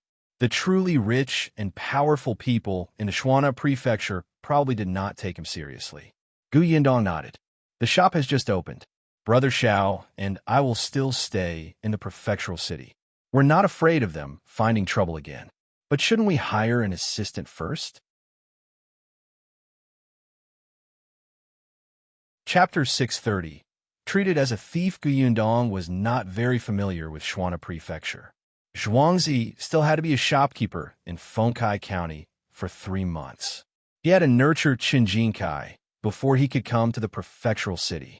During this period of time, she could not let Zheng Gang work alone. That would be too tiring. She had to hire 2 more people to help. Recruit 1. Before Zhuangzi comes to the prefectural city, let Ashu stay here for 3 months, Xiao Qingyuan said. Firstly, Ashu was quite skilled now. If a local hooligan came, he would be shocked. Secondly, although the shop in the prefecture capital was big, 2 assistants were enough. If they recruited more, they would probably fight when Zhuangzi came over later. Gu Yindong nodded. Why don't we write a recruitment notice outside the shop? Xiao Qingyuan was about to nod when Zheng Gang said hesitantly, Boss, can I recommend someone? Gu Yindong was stunned. Of course. It would be best if Uncle Zheng had a suitable candidate. It would also save us the trouble of looking for people with completely unfamiliar personalities. Zheng Gang sighed. I do have a candidate, but Gu Yundong and Xiao Qingyuan looked at each other. Go ahead. In the past, when I was a shopkeeper in this prefectural city, there was a shop assistant called Changshan. He was very hard-working and dutiful. However, there was a day when money was lost in the shop. No matter how hard I searched, I couldn't find it. Later, someone said that Changshan's mother was sick. She originally didn't have the money to treat her illness, but she suddenly obtained a sum of money and used that money to buy good medicine to treat her illness. Zhou Gang sighed. Boss suspected that Changshan had stolen the money. Changshan naturally denied it and explained that the money for his mother's treatment was given to him by a kind person because Changshan had helped that person. Boss didn't believe it and asked him to find that kind person. However, he was only passing by the Shuana Prefecture. How could Changshan find him? Boss beat Changshan up and chased him out of the shop. At that time, this matter was quite big. Many shops around knew about it. Therefore, after Changshan was chased away, it was too difficult to find a job. I knew that Changshan definitely didn't do this, but I didn't have evidence. I couldn't help him even if I wanted to. It wasn't until a couple of days before I left that shop that I unintentionally heard that the money was secretly taken away by the boss' son. It had nothing to do with Changshan. Unfortunately, so what if he knew? His old boss was already dead and he had been chased out of the shop. The only thing he could do was to go to Changshan's house and tell him the truth. Changshan cried especially sadly when he heard that. The injustice on his body was finally washed away. He was not a thief. However, the surrounding neighbors did not eliminate their prejudice against Changshan because of Zhou Gang's testimony. They even felt that it was because Zhou Gang had been chased away by the boss, so he was dissatisfied and took revenge on the boss. Anyway, Zhou Gang did not have evidence. Zhou Gang really wanted to help Changshan, but he was also worried that those rumors would affect the business of the shop, so he hesitated. Yundong nodded. Of course I believe in Uncle Zhang. As long as Changshan's character is fine, it doesn't matter. Zhuangzi used to be a hooligan in the village, but hasn't he become a shopkeeper now? But I want to meet the shop assistant called Shunzi first. Zhou Gang was overjoyed. The wrinkles on his face were squeezed into a ball. I'll go find him now. Chapter 631. Cruel. As soon as Zhou Gang finished speaking, he turned around and was about to leave. However, he stopped after taking a step and said embarrassedly, Shunzi's house is a little far from here. When will the boss return to the inn? Why don't I bring him to the inn? Yundong thought for a moment and asked, where is his house? South of the city. South of the city? Coincidentally, we're almost done looking at the shops. I plan to go to the new house to take a look. I'll go with you, so that you won't have to run around on a hot day. The Tianhai Academy was in the south of the city, so naturally, the house she had just bought was also in the south. Zhou Gang nodded repeatedly. All right, before I leave, we'll take a look at the shop that Brother Xiao bought. Yundong turned around and saw Xiao Qingyuan's disappointed expression. However, after hearing her words, the corners of his lips curled up. Xiao Qingyuan took the lead and walked forward. It's not far. We'll be there soon. It was really not far. It was only a street away. Compared to Yundong's shop, the one for the pharmacy here was smaller. However, the backyard was much larger. After all, it would require more space to make medicine in the future. There were no medical centers nearby. It was very inconvenient for many people to get medicine. It seemed to be quite suitable for opening a pharmacy. However, it was still early. Xiao Qingyuan planned to rent out the shop first and collect some money. After checking the shop, the three of them got into the carriage and drove towards the south of the city. Changshan's house was said to be in the south of the city, but it was actually quite a distance away from the house that Yundong had bought. Compared to Yundong School District House, Changshan's place was one of the slums. As soon as they entered the alley, the road immediately narrowed. In addition, many people's things were piled at the door, blocking most of the alley. Yundong and the others could not enter the alley on the huge carriage at all. A trace of embarrassment flashed across Zhou Gang's face. Boss, why don't you wait here with Qingyuan? He'll go in and call Changshan out. Not only was this alley narrow and noisy, but there were also all kinds of smells mixed together. It was simply indescribable. However, Yundong waved her hand. No need. Let's go in. The village is full of pits. It's not much better from here. Why can't we walk?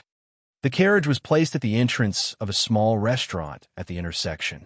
After paying a few copper coins to the shopkeeper to help take care of it, the three of them walked into the alley. Although the alley was a little messy, The smell of life was very strong. Children were running around happily on the road. Some women sat at the door, holding a sewing basket and looking at it. From time to time, they would yell. Occasionally, there would be the sound of metal striking and loud quarrels coming from the house. Changshen's house seemed to be very far inside. Zheng Gang led them for a long distance before finally stopping. He pointed at a small, dilapidated courtyard in front of him and said, "That's it." Just as she finished speaking, the door of the courtyard was opened. Zheng Gang's eyes lit up and he said, "He's Changshen." Gu Yundong looked up and saw a skinny young man holding a pole and about to leave. Zheng Gang raised his hand and was about to call out to him when he heard another ear-piercing voice. "Changshen, are you going out to work again? How can you find work? Those shops shouldn't need a thief, right?" The person who spoke was a woman, probably Changshen's neighbor. Her tone was very harsh. She sized up Changshen and came to a realization. "You're going out with a pole to be a porter. I heard that you lost your chamber pot job 2 days ago." Chapter 632. Damn it, Changshen clenched his fists tightly and turned to look at the woman who spoke angrily. However, he was not good with words. After his face turned red, he only said, "It's none of your business." "Io, how is it none of my business?" The woman laughed exaggeratedly. "Let me tell you, because of you, our reputation in this area is ruined. If our son hadn't been implicated by you, he wouldn't have been unable to find an easy job. You still have the cheek to continue living here. If it were me, I would have long found a place to hang myself so that my mother and sister would dare to go out." Changshen was trembling with anger, especially when the other party mentioned his mother and sister. He almost couldn't control himself. There was a crashing sound. At this moment, someone came out from behind Changshen. That person held a basin of water in his hand and splashed it directly at the woman opposite him. Ah! The woman was instantly drenched and looked exceptionally disheveled. She screamed and jumped around. "Damn it! How dare you splash it on me? What's wrong with splashing water on you?" The person finished splashing water and put away the wooden basin in her hand. She pointed at the woman's nose and scolded. "Who ruined our reputation in this area? It's you. If you hadn't gone around slandering my brother as a thief, my brother wouldn't have lost one job after another. Your son can't find a job because he's lazy. What does it have to do with my brother? Don't blame my brother for all the nonsense. My brother isn't a thief. My mother and I believe him. Don't talk nonsense for no reason. Get lost. You be asterisk tch. No wonder you can't get married. You're so fierce and vicious at such a young age. You deserve to stay at home and be a spinster for the rest of your life." The woman was furious. She wiped the water off her face and realized that it was stinky. Her face turned even paler. The Ding family really made the right choice to break off the engagement. They long saw that you're not a good person. Little whore, in the future, you'll be. Before she could finish speaking, Changshen took a step forward with a dark expression. His fists were clenched tightly, as if he was about to hit someone. The woman was so frightened that she took a step back and stuttered. "W, what are you trying to do? If you dare to say anything bad about my sister again, I won't be polite to you." Changshen kicked the stool beside the woman, and the needle basket on it fell to the ground. Ah! The woman screamed and wanted to curse, but when she saw the siblings glaring at her, she immediately cowered. She only shouted indignantly, You wait. When my husband comes back, he'll teach you a lesson." Changshen glared at her and turned to go back. He picked up the pole on the ground again and said to his sister, Su Qing, "Go in and close the door. He'll come back tonight." Su Qing frowned and looked at the pole in his hand. She wanted to say something, but hesitated. After a while, she didn't say anything and only nodded. "Brother, be careful. Don't tire yourself out." "All right, I understand." Changshen turned around and was about to leave when he heard a cheerful and familiar voice. Changshen. He was stunned. He looked in the direction of the voice and saw 3 people standing not far behind him. One of them was the shopkeeper he was familiar with, Zheng Gang. He was overjoyed. "Shopkeeper, why are you here?" "I'm here to look for you. Our boss is looking for a shop assistant. She heard that you're hard-working and insisted on coming over to take a look." Zheng Gang laughed. Chapter 633:1 Want you to be my shop assistant. Changshan was shocked, and so was Su Qing. The woman who was about to enter the room next door did not care about the water dripping from her body. She turned around and looked at Zheng Gang and the other two in shock. Zheng Gang chuckled. He wanted to say something just now, but his boss didn't let him move, so he could only watch. Now that the boss did not turn around and leave after seeing everything, it seemed that she planned to hire Changshan. He strode over and pointed at Gu Yundong. Changshan, let me introduce you. This is my current boss, Miss Gu. She has opened a shop in the Prefectural city and is planning to hire a shop assistant. She asked if you want to come. Changshan's eyes suddenly lit up. When Gu Yundong looked over, he trembled nervously. He leaned the pole against the door, not knowing what to do. He rubbed his hands and said, Su Qing was also very surprised, but when she saw her brother like this, she immediately expected better from him. She hurriedly looked at Gu Yundong and said, Miss Gu, right? Come in first. It's very hot outside. Come in and have a glass of water to rest your feet. As she spoke, she moved aside and was about to let Gu Yundong walk in. Unexpectedly, at this moment, a sharp voice came from behind. Not to be outdone, the woman shouted, Miss, don't fall for it. You'll be in big trouble if you hire Su Changshan to work in your shop. Everyone at the door looked at the woman in unison. Su Changshan and Su Qing's expressions changed drastically, and they trembled with anger. When the woman saw this, she said smugly, Miss, I'm afraid you don't know. This Su Changshan is hardworking, but his hands are dirty. In the past, he was chased out by the owner of his shop. He was accused of stealing money from his shop. Miss, if you really want to find shop assistant, you can look for my son. My son has a good character. Su Qing wanted to scold her, but she was worried that she would leave a bad impression on Gu Yundong. However, Zheng Gang pointed at her and said angrily, Nonsense. I've said before that Changshan is a good person. He never stole the boss money. Don't slander him here and ruin his reputation. Oh, it's you. I remember now. You did come a year ago, but you're on good terms with him. Perhaps you're in cahoots with him. You were also involved in stealing money. Miss, you must open your eyes wide and not fall for it. Otherwise, the shop will be emptied by them. Su Qing could no longer hold it in. She grabbed the pole beside her and wanted to rush over and smash her mouth. But Gu Yundong stopped her. Su Qing was stunned and felt uneasy. She was afraid that her brother's job would be ruined again.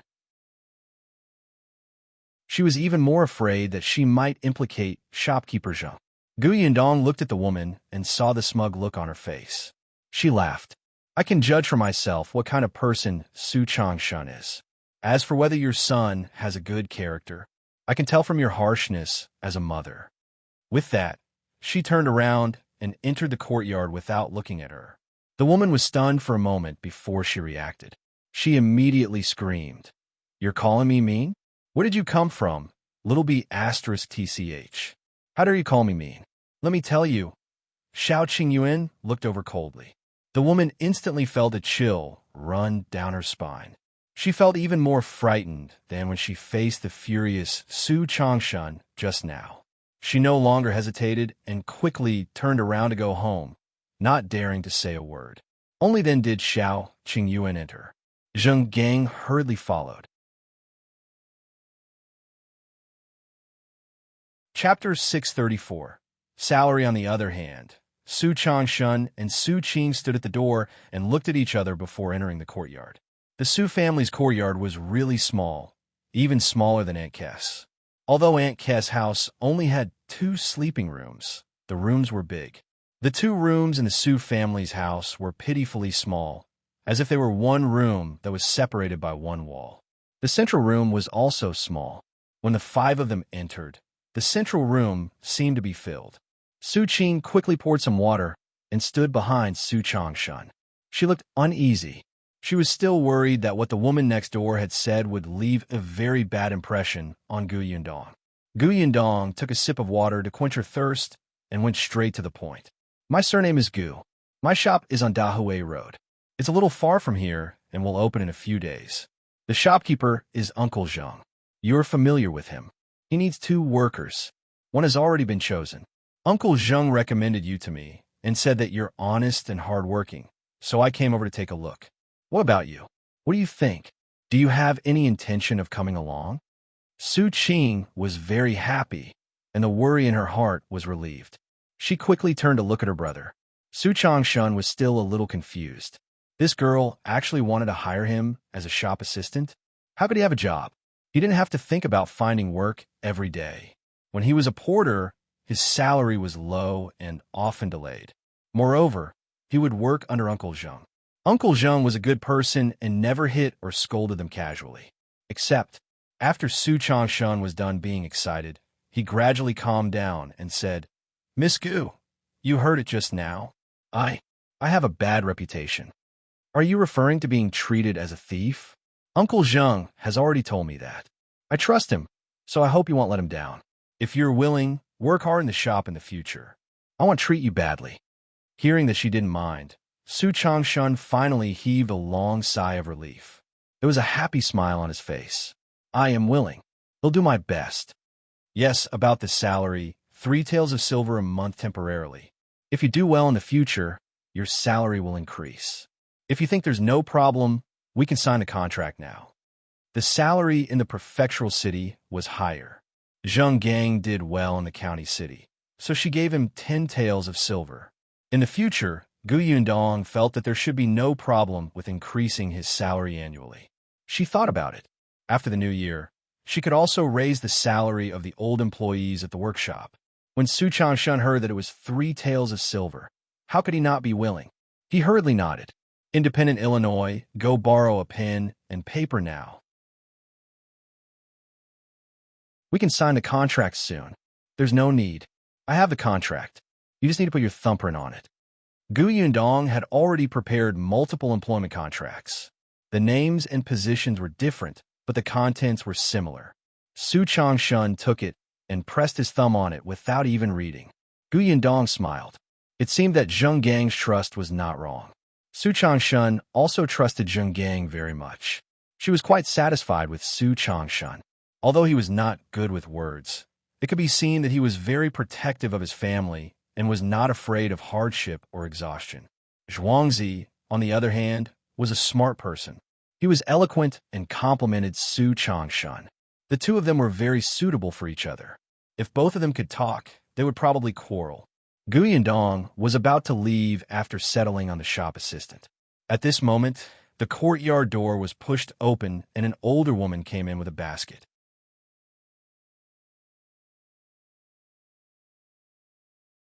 Chapter 635.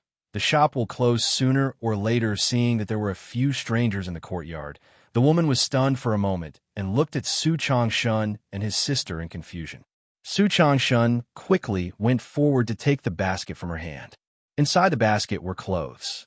They were heavy, and the woman's palm had a mark. When Su Changshun saw this, he felt a little sad. However, he quickly smiled and placed the basket on the steps at the side. He said to the woman, "Mother, you're back. This is Uncle Zhou. You've seen him before. This is Miss Gu and Master Xiao. Miss Gu is opening a shop in the prefectural city and asked me to be a shop assistant. I have a job now. Mother, you don't have to wash clothes for others in the future." Ever since Su Changshun was labeled as a thief, the Su family's life had become difficult. Su Changshun went out every day to find manual labor. Su Qing did some embroidery work at home, so Mother Su went to collect some clothes to wash. It was better in the summer. In the winter, the water was cold, and Mother Su's hands were often swollen like steamed buns. It was very tiring. Even so, she would not be able to earn much. Now that Su Changshun had a proper and stable job, his mother did not have to work so hard. When Mother Su heard that this stranger was the boss who was hiring her son, she immediately became excited. She hurriedly wiped her hands and invited Gu Yundong in. "Boss Gu, don't stand there. Come in and sit. It's almost noon. Everyone, have lunch here. We'll go buy groceries now. I'll be quick." She turned around and was about to leave when Gu Yundong quickly stopped her. "Aunt, you don't have to. I still have something on. I'm leaving now. It's rare for you to come here. How can you leave without eating? There's really no need." Zheng Gang also said, "Sister-in-law Su, rest for a while. In 2 days, ask Changshan to look for me at Dahui Road. We'll leave first. Xiao Qingyuan nodded and opened the courtyard door first, letting Yundong leave before going out. When Gu Yundong went out, she saw the woman next door looking over. When Gu Yundong looked back, she immediately retracted her head. Only after the three of them had left did the woman come out. She ran to the Su family's door and knocked. Su Qing came over to open the door. When she saw her, she closed the door without a word. The woman almost bumped her nose. You will be *TCH. Are you feeling good now that you have a job? Just you wait. Let's see how long your brother can do this job. Humph. After saying that, he even spat on the ground. He's just a small shop assistant. He thinks he's a big shot. Who knows when that small shop will close down? She cursed and went back. Someone beside her asked curiously what was going on. The woman added fuel to the fire and told him not to go to that shop to buy things.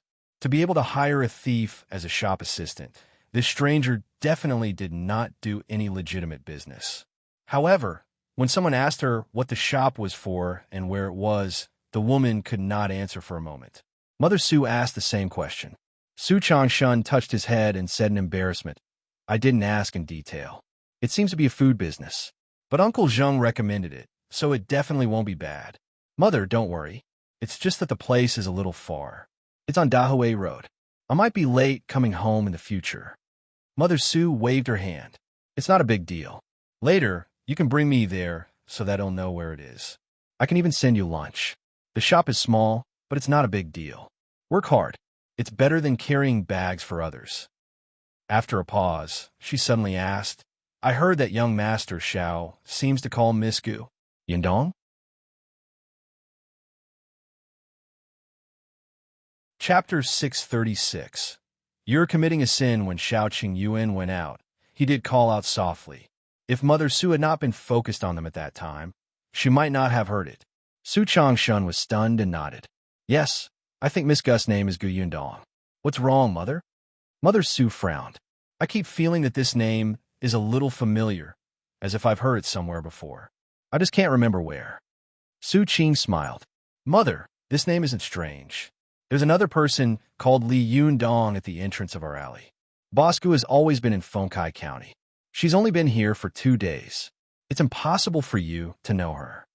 That's true. Mother Su quickly stopped struggling. She was old now, so it was possible that she remembered wrongly. But you have to wear good clothes to work in the shop. Little Qing, I remember that there's still a piece of fabric in the cabinet. Make a new set of clothes for your brother. Don't embarrass the boss. Sure thing. With work to do, the 3 members of the Su family were completely different. All their gloominess was swept away, as if they were already standing in front of a bright future and did not have to worry anymore. Gu Yundong, who was in the carriage, had a good impression of the Su family. The family was simple. Su Changshan was an honest person, and his mother and sister were reasonable. They were not difficult to get along with and would not drag him down. With the shop assistant's matter settled, Gu Yundong felt relieved and went back to her new house. The few of them had just arrived at the alley outside when they saw a few wooden carts parked there. There was a lot of furniture placed horizontally on them. Seeing them, Ah Shu, who was instructing people to move the things, immediately came over. Young master, miss, according to your instructions, the house has been tidied up and the furniture has been bought. How is it? Not bad, right? Lai Shi brought us to buy it. The price is fair. Gu Yundong could not help but laugh when she saw his expression. She went up and touched the bed frame. It was indeed not bad. Yesterday, Aunt Ku had gotten someone to calculate the most suitable date for moving. It would be today. Although it was a little rushed, there was no choice. His father had completed the admission procedures today, so they had to stay here. Hence, Ah Shu and Ah Zhu's plan to capture the cicadas was ruined. They had to clean up the house and move. Fortunately, there were many of them and the house was clean. What needed to be tidied up was quickly tidied up. In addition, there were familiar people who showed them the way. They bought what needed to be bought. In just one morning, the house suddenly felt warm and homely. Gu Yundong looked into the house. Her parents lived in the main room, which had a small study. The left wing was for her and Yunka, and the right wing was for Yunshu and Yuanji. There was also a room for Shui Rong and the rest. Every room was equipped with the most basic bed, cabinet, and other things. It was very complete. Gu Yundong was very satisfied, but Aunt Ke suddenly pulled her aside and asked, "You've also bought a courtyard in the Prefectural city. Your parents live here. Shouldn't you buy another batch of servants?" Gu Yundong said, "I want Madame Jiang to come over. Besides Shuitao and Shuirong, it should be enough." Aunt Ke couldn't help but roll her eyes. Ms. Jiang and Tong Ping are husband and wife. You ask Ms. Jiang to come over, but Tong Ping is alone in Yongfu village? Aren't you committing a sin? The corners of Gu Yundong's mouth twitched. Was it that serious? And Tong Shuitao. What was wrong with Shuitao? She didn't have a husband, right?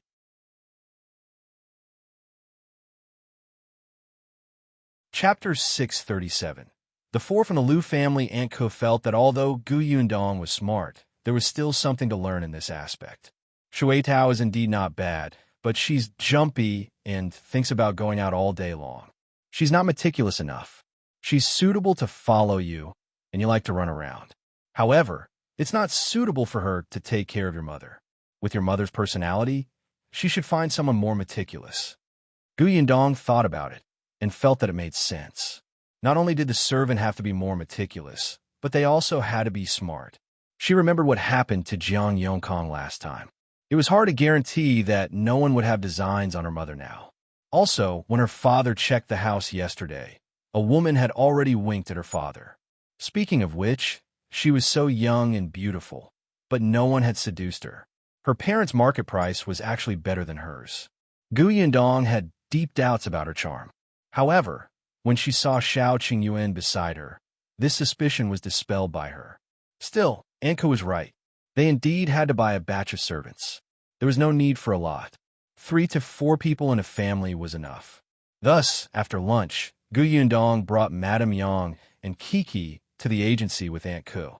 She felt that since they were bought to take care of Madame Yang and Kiki, they had to be pleasing to the eye. This time, Gu Yundong's requirements were slightly higher. She wanted to find someone who could read. It would be best if it was a family. Other than taking care of Madame Yang, she also needed someone to work at home and look after the family. Once the requirements were high, it would not be easy to find them. After going to 2 agencies, she finally found what she wanted. The family's surname was Liu. The couple had 2 daughters. One of them was about the same age as Gu Yundong and looked clean and pretty. When she smiled, she revealed a small dimple and looked especially likable. At that time, when she smiled, Madame Yang also smiled. Moreover, she could read. It was said that she used to be a second-class maidservant in a rich family. Because she had served Miss since she was young, she learned something from her. However, when she grew up and became beautiful, that young master took a fancy to her and wanted to take her as a concubine. She was not happy. Because of this matter was stirred up for a few days. In the end, Madame found out and beat them up before selling their entire family. This girl's name was Lu Hongxiu. She spoke softly, gently, and carefully. Moreover, she knew who was in charge. She did not even look at Xiao Qingyuan, which satisfied Gu Yundong. Gu Yundong almost rolled her eyes when she saw other girls looking at Xiao Qingyuan while she interviewed them. The Liu couple was also honest. Liu Sheng was about the same age as Gu Dajiang. He used to run errands for the master. His wife, Madame Niu, worked in the kitchen. Because she wasn't competitive, she was just a kitchen helper, but according to her, her culinary skills were actually not bad. Both of them were very diligent. They also had a younger daughter called Lu Hongxiao. She was about 7 or 8 years old. It was just nice that she could be a companion with Yunke. The little girl already had friends in Yongfu village. She was still very unfamiliar here. Yunshi was not around either. Only when she had a child of about the same age to play with could her be cheered up. When the 4 members of the Liu family were brought back, they were still a little nervous.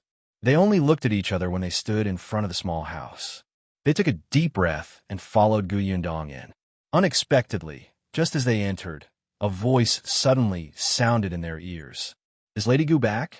Is Lady Gu back?" It was not just the 4 members of the Liu family. Even Gu Yundong and the others were so frightened by this unfamiliar voice that they almost turned around and left.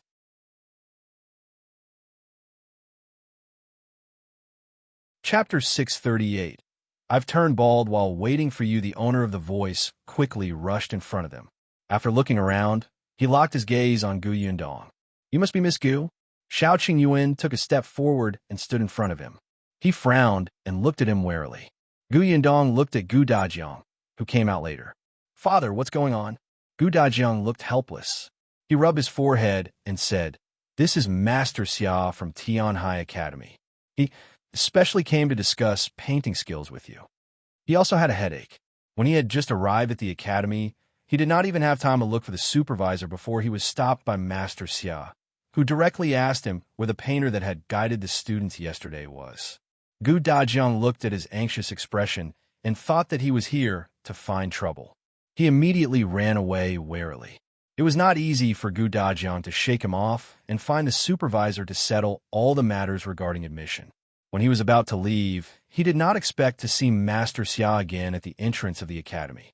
At that time, he had a pile of paintings in his hands and looked like he was determined to follow Gu Dajiang. He even climbed into Gu Dajiang's carriage before Gu Dajiang did. It was as if he would cling to Gu Dajiang if Gu Dajiang didn't bring him to look for the artist. What could Gu Dajiang do? He already knew from a gatekeeper that this was a teacher from the academy, and he was a teacher who was very passionate about painting. Therefore, Gu Dajiang could only bring him back. Coincidentally, Gu Yundong had just left the house before they returned. Master Xia had been waiting at home for more than 2 hours. His head was bald from waiting. From time to time, he would run out of the courtyard to take a look. He almost broke the threshold. Hence, when Gu Yundong and the rest returned, he was the first to rush up. Miss Gu, I finally met you. You don't know, but I wasn't at the academy yesterday. I didn't even know that there was an artist reviewing the students' paintings. When I returned and heard the news, I quickly ran to the fate hut of the mountain elder. However, you guys had already left. I was just one step late. I was just one step late from seeing you. I was so frustrated that I didn't sleep well the entire night. I waited for your father at the academy early in the morning. This time, I finally meet you. Master Xia was extremely excited. Gu Yundong looked at him and felt as if he would cry if he continued. It's good that you're back. Let me tell you, I brought my paintings over. Come and show me what's wrong. Why can't I draw a satisfactory painting? As he spoke, he became anxious again and almost reached out to grab Gu Yundong. Gu Yundong quickly told him to calm down. Master Xia, wait for a while. I'll just return home. I can only calm down and look at the paintings after I've arranged everything, right? Master Xia wanted to ask her to leave everything to Gu Dajiang, but he was in someone else's house after all. It was not good to go overboard. Therefore, he could only suppress her desire and look at Gu Yundong eagerly, hoping that she could finish everything in an instant. Gu Yundong was speechless. She heaved a sigh of relief and explained the background of the 4 people from the Liu family to Father Gu. Then, she asked Tong Shuitao and Shui Rong to bring them away and settle them down.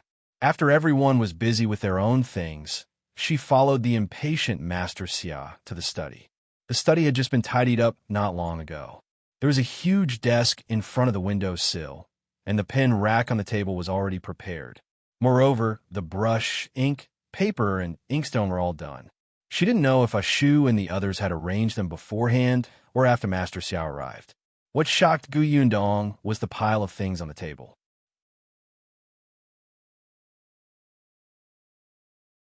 Chapter 639. Same lecture hall, come. Sit here. Master Xia held the stool enthusiastically. He was not embarrassed by the overly enthusiasm at all. At one point, Gu Yundong even felt that this was Master Xia's home. The corners of Gu Yundong's mouth twitched. She pointed at the paintings piled on the table, and her hands trembled uncontrollably. Don't tell me you drew all these. Do you want me to finish reading them today? Master Xia was stunned, as if he had just realized that this was a difficult situation. He immediately laughed dryly and reached out to remove half of the paintings. Gu Yundong was speechless. Seeing that she didn't say anything, Master Xia thought for a moment and took off half of the paintings. Gu Yundong still did not speak. Master Xia gritted his teeth and removed 3 scrolls. But Gu Yundong remained calm. Master Xia could not hold it in anymore. No more. There are no more than 20 paintings here. Gu Yundong rubbed her forehead and said, Master Xia, actually, I think 1 painting should be enough. You've practiced so many paintings. You must have figured out many drawing methods by yourself and gained a lot of comprehension in your mind. Then I don't think there are many problems. Let's discuss and study 1 painting. You can find out what's wrong with the subsequent paintings, right? Master Xia felt that what she said made a lot of sense. Hence, he nodded and began to search the pile of paintings for a long time. Gu Yundong looked up and met Gu Dajiang's eyes. After a long time, seeing that Master Xia had yet to come out, Gu Yundong simply went to chat with Gu Dajiang. Did Father's trip to the academy go smoothly today? Don't worry, it's quite good. I've already paid my tuition fees. The academy has already given me student robes and told me some of the academy's rules in school time.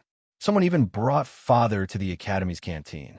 They originally wanted to arrange a dormitory, but we have a place to stay, so I didn't go. Gu Dajiang felt a little emotional. To be honest, this was his first time attending school. Although he had read books when he was young, he had only studied at the old elementary scholar's house. There were no classmates. Now that he had classmates, this feeling was actually very novel. By the way, I'm in the same lecture hall as Qi Ting now. However, Qi Ting didn't seem to be in the academy today. Instead, Zhou Guang and the others he saw yesterday were there. When they saw him, they greeted him happily. Gu Dajiang had only gone to familiarize himself with the school. Classes would only officially start tomorrow. Gu Yundong was very surprised and more or less relieved. Although Qi Ting was at Sundara, he was not a bad person. The few people who were good friends with him were also quite cute.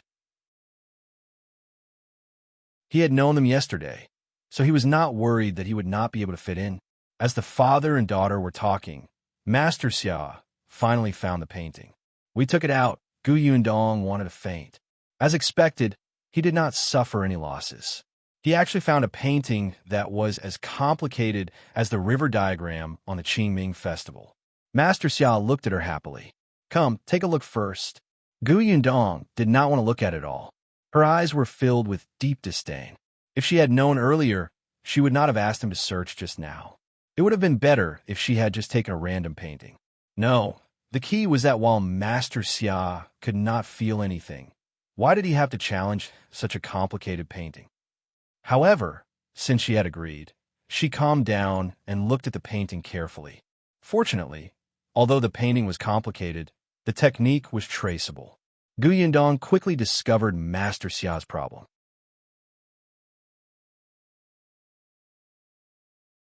Chapter 640. My condolences. Gu Yundong was also a painter. She was very patient with Mr. Xia, who was like-minded.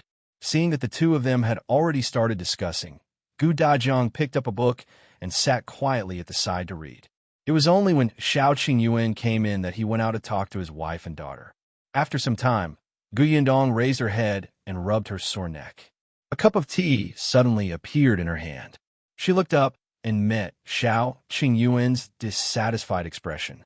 She immediately smiled. Xiao Qingyuan was dissatisfied with Master Xia, so he didn't even serve him tea. However, Master Xia didn't care at all. He didn't even realize that Gu Dajiang had long changed to Xiao Qingyuan in the room.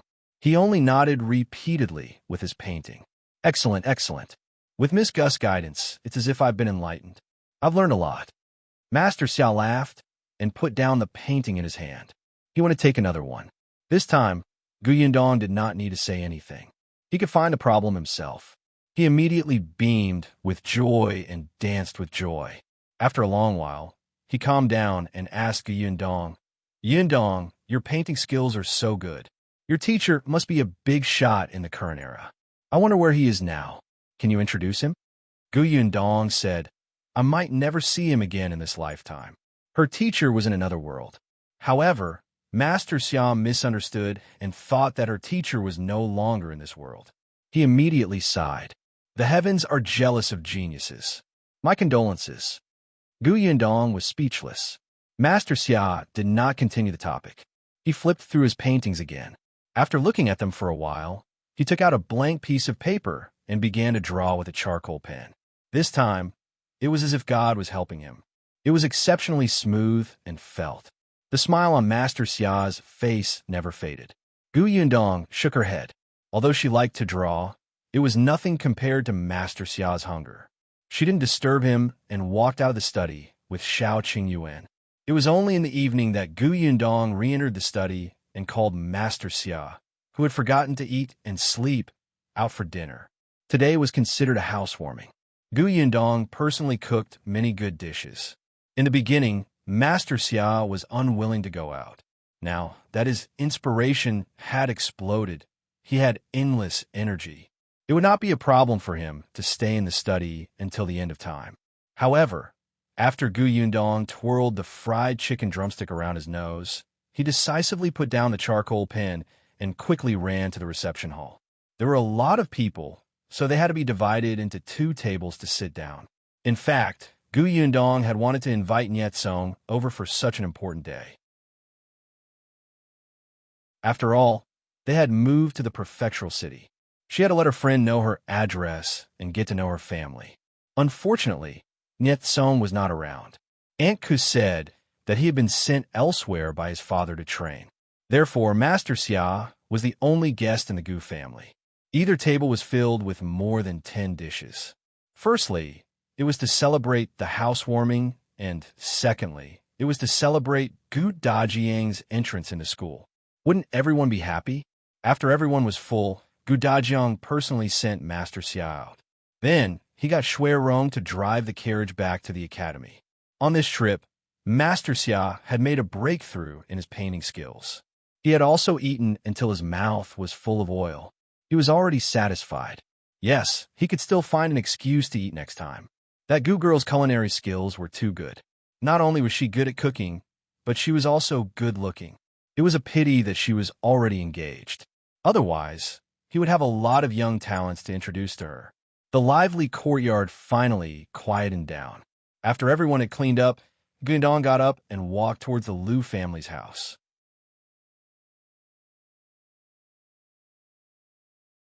Chapter 641. Gu Yundong's arrangement. Liu Hongxiu was a meticulous person, so when Tong Shuitao led them to tidy up the rooms, she learned some things about the Gu family from her. After knowing that the Gu family was simple, the old master and young mistress were very kind to the servants, and there were no lecherous young masters. The 4 members of the Liu family heaved a sigh of relief. The uneasiness of coming to this unfamiliar new master's house gradually eased.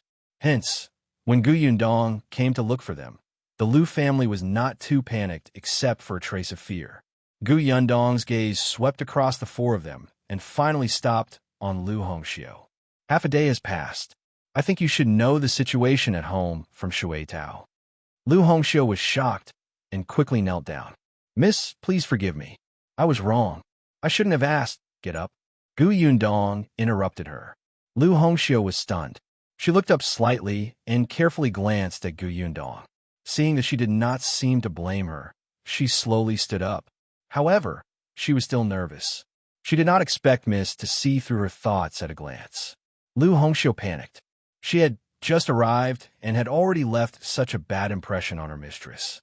But Gu Yundong said, "It's normal for you to inquire about the master's situation in advance. As long as it's not about the master's privacy, I won't stop you from doing this. It means that you're thorough and cautious." The 4 members of the Liu family were slightly relieved. Gu Yundong said, "Since you already know what our family does, I won't say anything else. From now on, as long as you're loyal to the Gu family, I won't treat you badly. As for what you have to do, I've said it before. It's mainly to take care of my mother and my sister. Hongxiu is meticulous. From now on, she will follow my mother. You know that my mother is like a child now, so you don't have to restrain her. She can do whatever she wants. If she wants to work or go out, she could do whatever she wants. You will help her, but don't let her cross the line. Also, don't let anyone bully her. If you encounter anyone with ill intentions who wants to deceive my mother, feel free to tell me or my father. Hongxiu will stay with Kiki. She likes to eat. Watch her. Don't let her eat too much. Uncle Lu will be in charge of the family matters, especially my father's schoolmates. You have to treat them well. Auntie Neo used to help in the kitchen. You'll have to take care of the stove in the future. The 4 members of the Lu family hurriedly agreed. Gu Yundong had already explained the main point clearly. They knew what else to do. After giving her instructions, Gu Yundong stood up. It's getting late. You guys should rest early. Take care, Mississippi. After Gu Yundong left, the 4 members of the Lu family looked at each other. After a long time, Lu Shang said, "Go to sleep. We'll be busy tomorrow morning." The 3 of them did not say anything and nodded. They went to bed. Gu Yundong left the house and went straight to Gu Dajiang and Madame Yang's room. She told them the location of the shop she had seen today and the staff she had recruited. At the same time, she instructed Ashu to set off for Yongfu village tomorrow morning and ask Uncle Feng if he was coming to the prefectural city. Ashu agreed happily. The next morning, he rode his horse and left the prefectural city at full speed. At the same time, Gu Dajiang successfully became a student of Tian High Academy. Madame Yang was staying at the house, and Lu Hongxiu was taking care of her. Aunt Ku was also staying here temporarily, so Gu Yundong was completely at ease.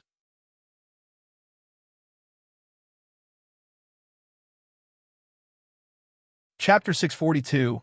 It's not a small shop. Gu Yundong, on the other hand, focused on drawing the shop's blueprint. As expected, Feng Danning brought 2 workers to the prefectural city on the 3rd day. He was very happy and energetic. He looked very motivated. Gu Yundong wanted him to rest for a day, but he refused. The moment he arrived, he asked her to bring him to the shop to take a look. Gu Yundong could only bring him to the shop and explain the situation to him with the blueprint in her hand. Previously, in Fengkai County, Feng Danning had already experienced it. The shop here was much larger, but the style was not too different. He had an idea. The interior renovation was mainly carpentry work, so the 2 handymen Feng Danning brought this time were good at this. Soon, the shop was bustling with activity. After Zheng Gang and the others left that day, Su Changshan went to Dahui Road every day to take a look. He was a little worried when he saw that the door was not open. At this moment, he finally saw Zheng Gang's figure and hurriedly ran over. Zheng Gang was shocked to see him. "Why are you here?" Su Changshan chuckled. "I'm here to help." "Rascal." Zheng Gang smiled and patted his head. He did not stop him and led him into the shop. Gu Yundong was also very surprised to see him, but she was naturally happy to see him so diligent. Su Changshan was really the type of person who did not talk much but worked very hard. Occasionally, when Gu Yundong and Feng Danning discussed the structure of the shop, he would listen quietly at the side. He looked like he did not understand, but was trying his best to learn. He was actually a little cute. Gu Yundong had asked a waiter from a nearby restaurant to deliver lunch. The food was delicious, but it was a little expensive. Seeing this, Su Changshan fell into deep thought. When they returned at night, it was a little late. Su Changshan was still covered in sawdust and looked dirty. When the woman next door saw this, she immediately smiled. "You ran out every day and came back listless. I knew that no shop would hire you as a shop assistant at all.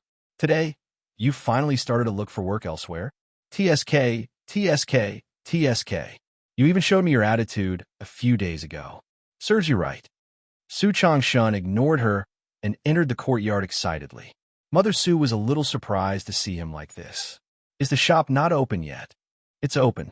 I saw the owner and Uncle Zheng today. The shop is being renovated. I've been helping for the entire day." Mother Su's eyes lit up. That's good, that's good. I've been worried for the past few days. I was afraid that something would happen." "Mother, don't worry. Uncle Zheng won't lie to me." Su Changshan entered the house and changed his clothes. When he came out, he said to Mother Su, "Mother, before I came back, I told the owner that there's a master working in the shop these few days. It's not convenient to eat or boil water. I thought that you should help cook for 2 days." The owner agreed. Mother Su was pleasantly surprised. "Really? I can cook for a few days?" "Yes, the boss plans to pay Mother 50 copper coins a day. It's just cooking for a few days. There's no need for money. There's no need for so much money." Su Changshun was helpless. He had said the same thing, but the boss insisted on giving it to him. He was not as eloquent as the boss, so he could only agree. Therefore, the next day, Su Chang took Mother Su to Dahui Road early in the morning. Looking at the huge two-story shop in front of her, Mother Su's eyes could not help but widen. No, wasn't it a small shop?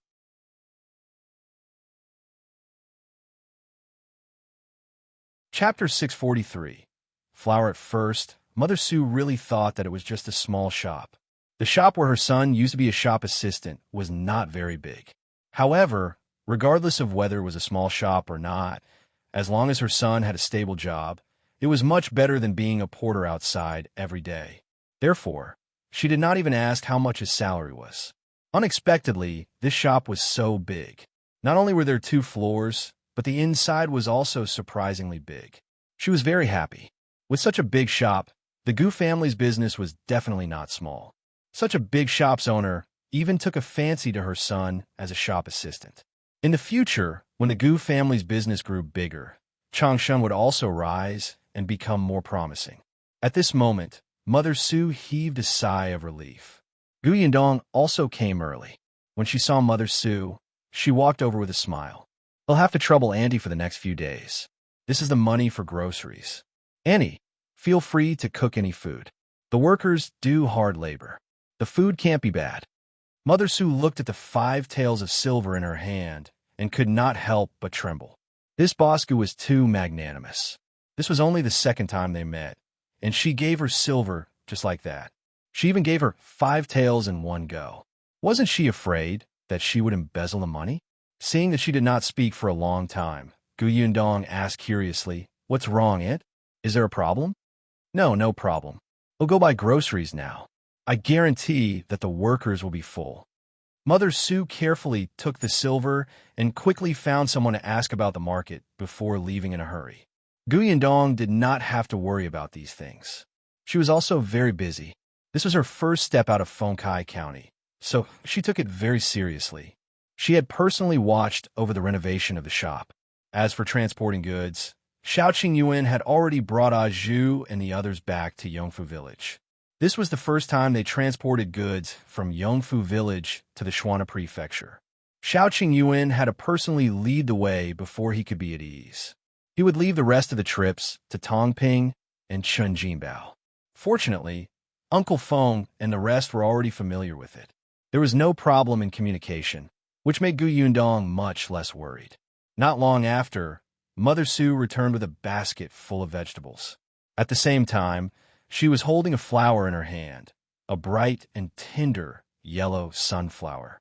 Gu Yundong was stunned. The flower was beautiful. She suddenly thought of what Gu Dajiang had mentioned about Madame Yang's love for planting flowers. Gu Yundong was stunned for a moment and could not help but stop what she was doing. Yes, she was very busy, but she seemed to have neglected many things. She had never noticed that her mother liked to plant flowers. Even if she knew, she did not seem to take it to heart.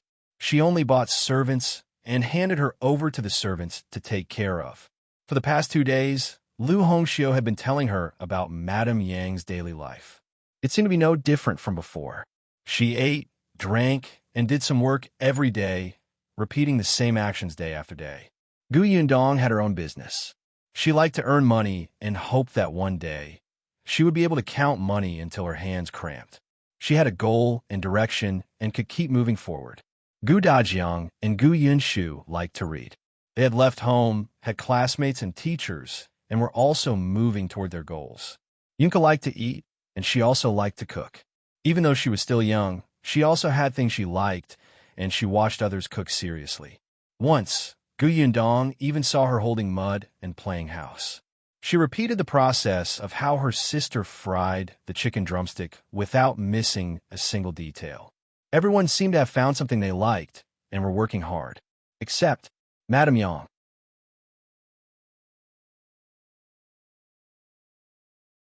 Chapter 644. Familiar person. Gu Yundong realized that she had always treated Madame Yang as a child. She wanted her to do whatever she wanted. Her mother could work, rest, and play as she pleased. However, She had forgotten that no matter how young a child was, they would have their own favorite things, even if it was in stages. Madame Yang liked flowers.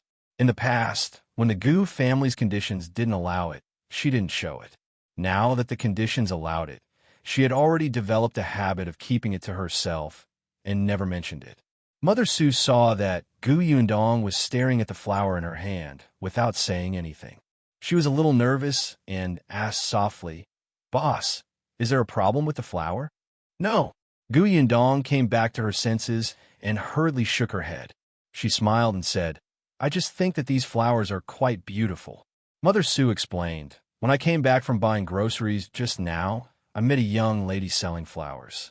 I saw her accidentally trip over a rock and almost fell. I helped her up. Look, she gave me a flower. At that time, it was really quite dangerous. If the young lady really fell, she would have fallen into the water." She was actually a little afraid that Gu Yundong would misunderstand that she had used the money Gu Yundong had given her to buy flowers, so she explained very clearly, "I also think that these flowers are quite beautiful. I saw a small bottle in the backyard. I will plug it in and place it on the table. Everyone will be in a good mood just by looking at it." Gu Yundong nodded. "Then, Aunt, do you know where people sell flowers nearby? I want to buy some and bring them home." Mother Su was stunned and immediately reacted. "Well, I'm not familiar with this area.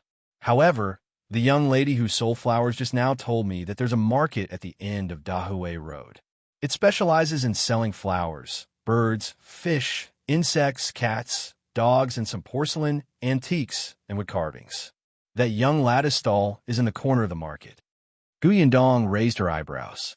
There was actually such a flower and bird market? She nodded and looked at Feng Dan, who was busy. She said goodbye to him and left. When the carriage reached the end of Dahui Road, there was indeed a market bustling with noise. Gu Yundong had just alighted from the carriage when she heard many people greeting her by the roadside. "Come and take a look. This is my family's ancestral jade pendant. Look at the color and feeling, it's really top grade. Most importantly, it's cheap. It only costs 5 taels of silver." Gu Yundong quickened her pace. The ancestral jade pendant only cost 5 taels of silver. This was too exaggerated. At least make it more realistic. She walked inside and stopped at the place where the flowers were sold. Indeed, she saw a little girl squatting in front of a stall. However, the little girl was not in a good state at this moment. There was a small potted plant in front of her that had shattered. The flowers inside were lying on the ground, revealing their tender roots. The little girl wiped her tears sadly and carefully picked up the flower and placed it aside. Then, she slowly placed the soil on the ground into the broken jar. Gu Yundong had just frowned when she heard a mean voice. "Serves you right. Who asked you to refuse a toast only to drink a forfeit? 20 copper coins for a pot is not cheap. I wanted all your flowers in one go. You and your mother could go home earlier, but you refused. You really don't know what's good for you." Gu Yundong looked in the direction of the voice and saw a middle-aged man standing there. She paused. She felt that this person looked familiar.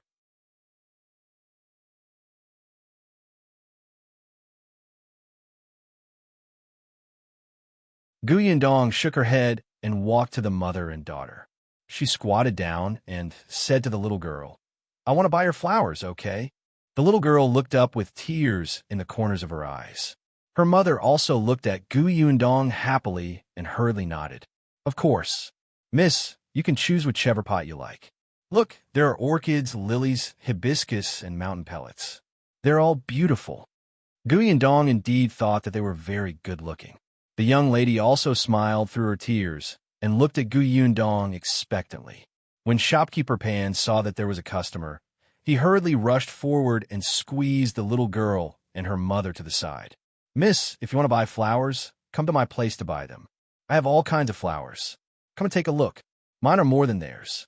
There are even big flowers. They're cheap and especially fragrant." Gu Yundong hated him very much. She casually glanced at the flowers in his stall and said, "Those flowers of yours are withered. I feel my eyes hurt just by looking at them. Besides, I can tell at a glance that they're sick and about to die from bug bites. I won't pay a copper coin for them."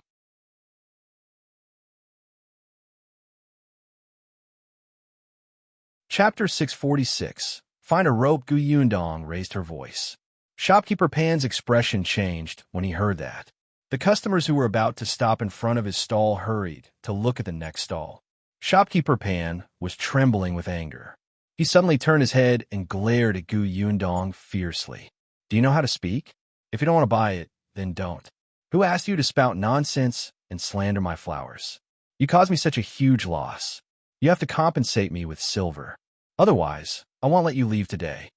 He saw that Gu Yundong was a young girl with a heartless servant behind her. She seemed to be easy to bully. Moreover, because of the renovation of the shop, Gu Yundong was dressed simply. It was obvious that she was not a young lady from a powerful family. Young ladies from wealthy families would not come here to buy flowers. Therefore, it should not be a problem to extort a few taels of silver. The flower seller panicked when she heard that. How can you do this? This sister didn't do anything wrong. Why should she compensate you with silver? It's between her and me now. It's not your place to interrupt. Get lost. Shopkeeper Pan glared at the young lady, then looked up at Gu Yundong provocatively. Gu Yundong smiled and said to Tong Shuitao, who was behind her, go find a rope. Tong Shuitao responded and ran away without saying a word. Shopkeeper Pan did not understand, but it did not matter. He just had to keep an eye on Gu Yundong and not let her leave. But Gu Yundong ignored him and continued talking to the young lady and her daughter. How much are these flowers? I want to buy them all. All of them. The little girl was very surprised. Could it be that she had met a big client today? Miss, if you buy them all, we can give you a discount, the mother hurriedly said. She secretly heaved a sigh of relief. Finally, she did not have to keep her daughter under the sun on such a hot day. Yes, calculate how much it will cost, Gu Yundong said.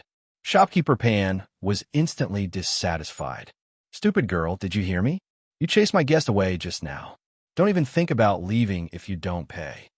Gu Yundong glanced at him and continued to talk to the mother and daughter. Little sister, do you know how to plant flowers? The young lady was probably around 10 years old. She looked obedient, but her love for flowers was exceptionally beautiful. She pursed her small lips and nodded slightly. Her mother said, she does know a little. Her father used to be a gardener. Later, he fell down the hill while picking flowers, so his legs are no longer nimble. Therefore, he could only plant some flowers at home to sell. She has been by her father's side since she was young and likes them very much. She knows a lot. Miss, if you don't know how to raise flowers, feel free to ask. Gu Yundong really did not know much about raising flowers. In the past, she did not have the leisure to do so. Now she did not either. She didn't know if Madame Yang could do it. Even if she liked flowers, she might not know how to take care of them. So, damn it, you actually don't take me seriously. Shopkeeper Pan was furious. His face was livid from their disregard. He raised his foot and kicked the pots of flowers. The young lady and her daughter's expressions changed drastically, but Gu Yundong quickly kicked his ankle. Shopkeeper Pan immediately took 2 steps back. He failed to kick down the potted plant and fell to the ground. Tacit. Before she could finish speaking, Tong Shuitao ran over. Miss, the rope is here. Gu Yundong looked at the length and nodded in satisfaction. Then, she smiled and looked at Shopkeeper Pan.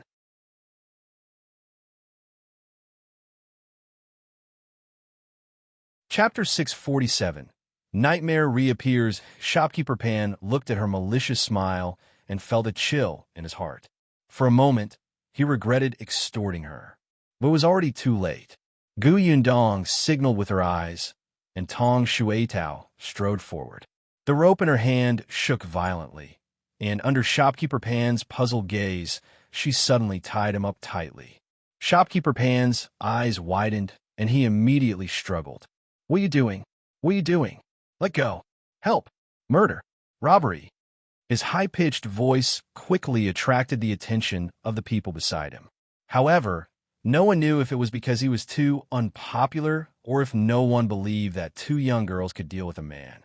In short, no one stepped forward to help. Instead, they laughed as if they were watching a show.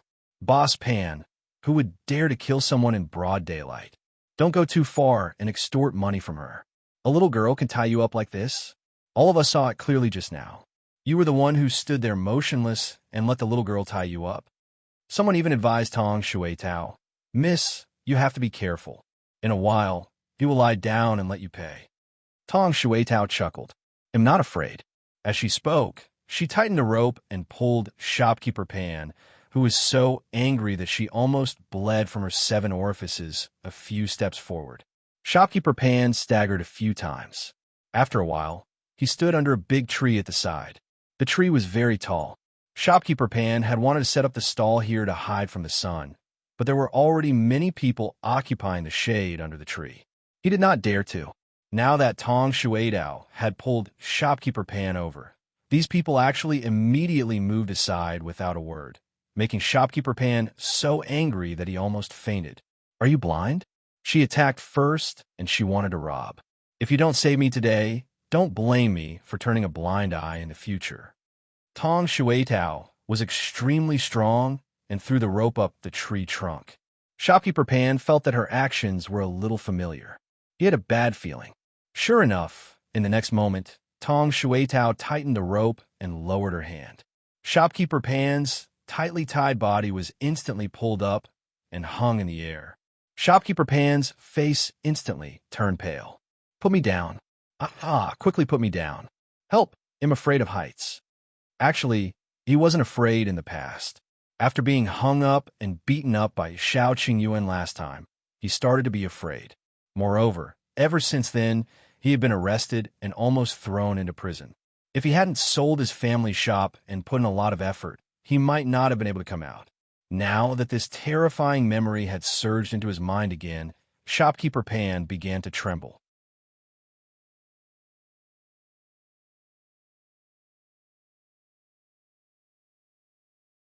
Chapter 648.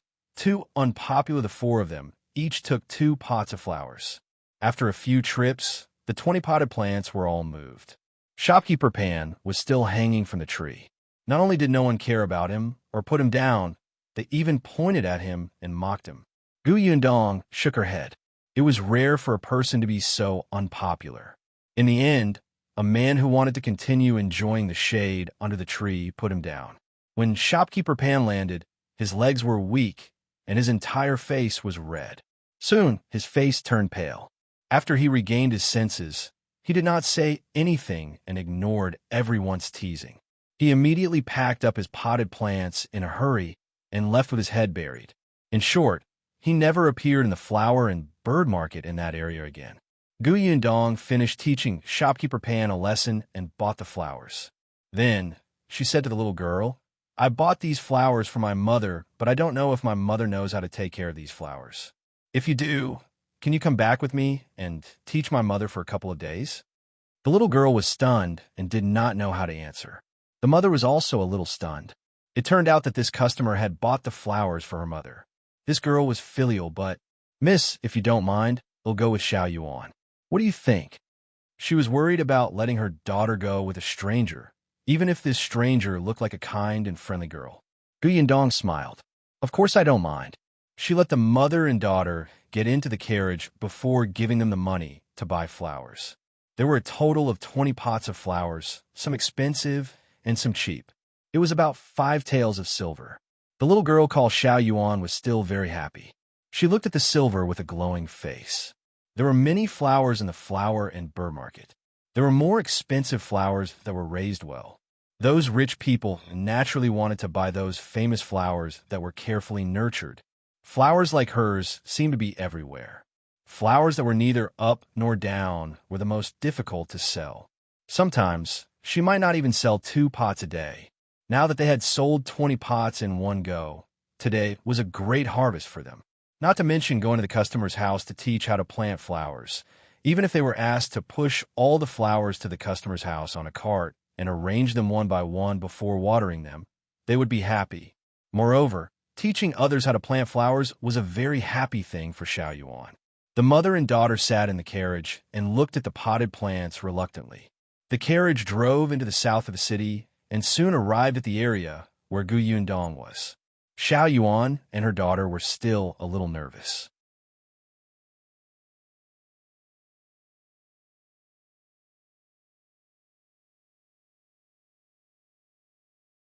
Chapter 649. Like Gu Yundong looked at Madame Yang, whose eyes were completely unfocused, indicating that she did not want to embroider a handkerchief at all. She suddenly felt a little sad. She exhaled slowly and called out with a smile, "Mother!" Madame Yang suddenly turned around and immediately welcomed them happily.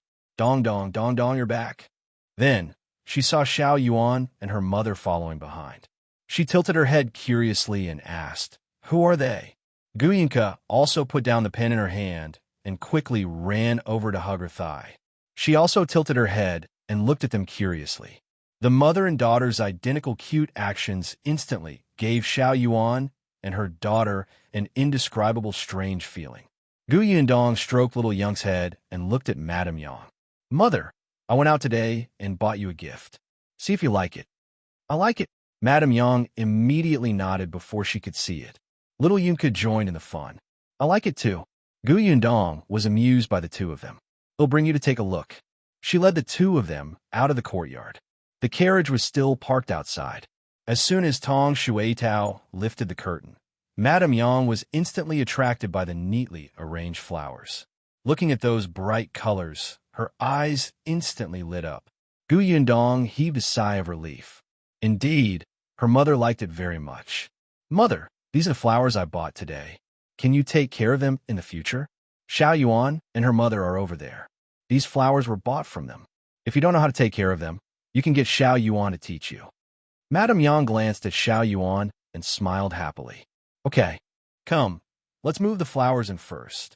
As soon as Gu Yundong finished speaking, Madame Yang impatiently climbed into the carriage and moved the potted plants over. There were many people in the family. With the help of the 4 members of the Liu family, it did not take long to move all the flowers. Madame Yang was really happy. She looked around the courtyard and personally placed the potted plants. Then, she pulled Xiao Yuan and started asking questions. Only then did Xiao Yuan realize that Madame Yang was different from ordinary people. She was like a child. She would even argue with her youngest daughter when she asked questions. She would even be smug when she won. Gu Yundong saw that Madame Yang's face was covered in dirt, but the smile on her face was very bright. She felt relieved. She turned around and went into the study. She did not know anything about planting flowers, but when she was looking for books on fruits last time, she had seen some knowledge points about planting flowers.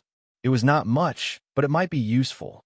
Gu Yundong took out a pen and paper and took out the book from the spatial storage.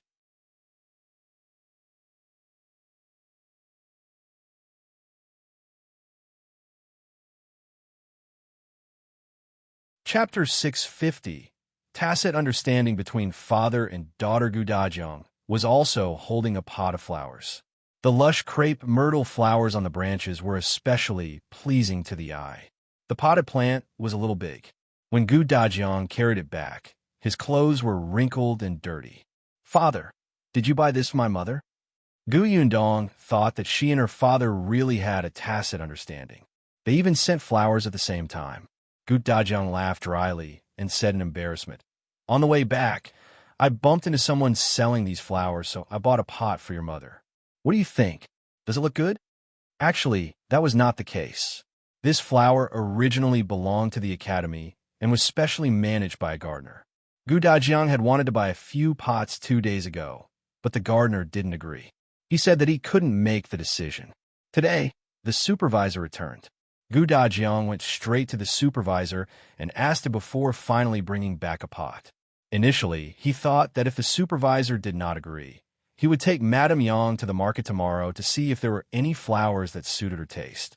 However, when Gu Yundong looked at him meaningfully, he subconsciously found an excuse and changed the topic stiffly. "Are you going out? It's already so late. Why are you still going out?" Then he saw the unfamiliar mother and daughter behind her and was slightly stunned. "These two are, I invited them to help." Gu Yundong smiled and did not say what they were helping with. "Father, I'll send Xiao Yuan and her mother home first. Hurry in and give my mother a surprise." As Gu Yundong spoke, she called Xiao Yuan and her mother into the carriage. Gu Dajiang felt that she was very strange, especially the smile before she left. It was as if she was gloating, but he quickly threw it to the back of his mind. Looking at the crepe myrtle flower in his hand His mood soared. He was waiting to see Lun Yang's happy expression. As he thought about it, he said as he entered, "Lun Yang, when I came back today, I saw a pot of pretty flowers." "You." Halfway through his sentence, he stopped. Dajiang looked at the 20 potted plants in the courtyard in shock, as well as Madame Yang, who was squatting in front of the potted plants with a dirty face and didn't even raise her head. Not only her, even Yunka was carefully watering the potted plants, looking very happy. It was as if the mother and daughter did not hear him come back and were immersed in their own little world. He almost couldn't hold the potted plant in his hand. It was Lu Sheng who carefully stepped forward and took the thing in his hand. After a long while, Gu Dajiang slowly turned to look at the door, but Gu Yundong was long gone. No wonder she gave him a meaningful look before she left. This girl was actually waiting for him here. She actually made fun of her father. Gu Yundong sat in the carriage and smiled. Xiao Yuan and her mother looked at each other in disbelief. Looking at the student canon Gu Dajiang was wearing, he should be this family scholar. To them, scholars were very serious and needed respect, even if this person was a relative, a father, or an elder brother. The moment they saw Gu Dajiang, the two of them immediately became reserved. However, the interaction between Lady Gu and her father was too casual. In fact, it was even more casual than that of an ordinary family. When Gu Yundong was done laughing, she slowly calmed down. Coincidentally, the carriage passed by the notice board. Gu Yundong did not get out of the carriage. She only glanced at the portraits on the notice wall.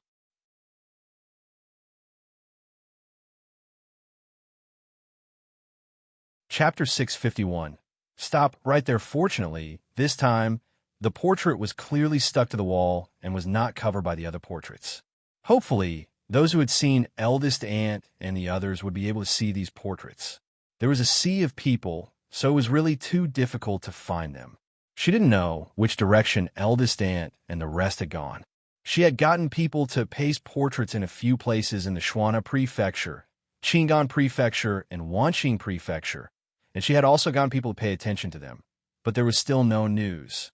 She was afraid that they had not survived that unforeseen event. There was no news. Perhaps it was good news. Gu Yundong lowered the curtain and said to Tong Shuitao, who was driving outside, "Let's go." The carriage started moving again, but Xiao Yuan could clearly feel that Gu Yundong was in a bad mood. It was not appropriate for her to ask anything. She sat there obediently and thought for a while before saying, "Sister Gu, I want to go to your house tomorrow." "Huh? Why not?" Gu Yundong came back to her senses and was distracted. Xiao Yuan said, "I've taught her everything that needs to be taught. Aunt actually has a lot of experience in raising flowers. She understands some of the things she has to pay attention to after I explain them once. Moreover, with Sister Hongxiu and the others around, there won't be a problem." Gu Yundong nodded. "All right. Thank you for your hard work today." "Not at all. Sister Gu bought all our flowers. I'm so happy." Xiao Yuan smiled until her eyes narrowed into a line. "By the way, I still have some flower seeds at home. Sister Gu, do you want them?" Of course. Her mother would definitely like to plant flowers from the beginning. It would give her a sense of accomplishment to watch those seeds germinate and turn from small buds into flowers. After Gu Yundong sent Xiao Yuan and her mother back to their house, she picked a lot of flower seeds at her house. She also saw Xiao Yuan's father. His legs were indeed inconvenient. He could only walk around the courtyard with his walking stick. If he walked too far, he would not be able to take it. However, he really planted a lot of flowers. It was obvious from the fact that the courtyard was filled with more than 10 flower racks. When Gu Yundong entered the courtyard, it was as if she was in a garden. It was very beautiful. After giving Xiao Yuan the money for the flower seeds, she quickly came out with Tong Shuitao. Tong Shuitao was still a little emotional. "Actually, I quite like Xiao Yuan's family. Look at her father. He's already in such a state, but he's still working so hard to take good care of those flowers. He can even use them to earn money and maintain the family. He's much better than those people who give up on themselves after getting a little sick." Gu Yundong leaned against the carriage door and smiled. "Yes, that's why Xiao Yuan is so loving." Tong Shuitao chuckled. At the thought that Miss still had to go to the shop to take a look, she could not help but speed up.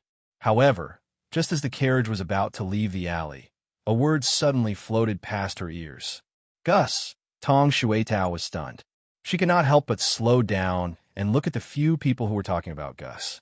Gu Yundong heard it too. She immediately lifted the curtain and looked out. The voice was already far away, but Gu Yundong could still see the back of the person who spoke. Mississippi. Tong Shueitao looked at Gu Yundong. The latter asked her to stop the carriage and jump down from it. She looked at the few people who were slowly walking away and shouted, "Those in front, stop right there." The few people who were talking were stunned. At first, they did not realize that she was calling out to them. One of them turned around and exclaimed when he saw Gu Yundong, "It's you? If you find any errors, ads pop up, ads redirect, broken links, non-standard content, etc., please let us know report so we can fix it as soon as possible."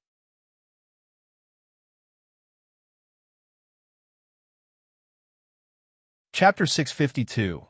Capturing Gu Yundong as a hostage. When the others heard the sound, they immediately turned around. Gu Yundong finally saw their faces clearly. She narrowed her eyes and said, "It's indeed you." These people were the local hooligans who had come to her new shop that day to cause trouble and extort money before being taken away by Zhou Dafu. She did not expect to see them here. The moment the local hooligan saw her, he immediately thought of the experience of being kicked out of the door by Xiaoqing Yuan and not being able to get up for a long time. His body subconsciously reacted and wanted to escape. However, with his underlings by his side, he could not lose face.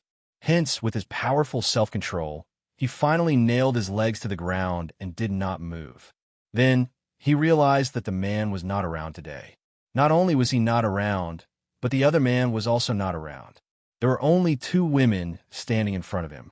Two weak-looking women, and there were so many of them. What was there to be afraid of? He immediately walked forward like a hooligan and stood in front of Gu Yundong. "Oh, it's you. We meet again. We're really fated."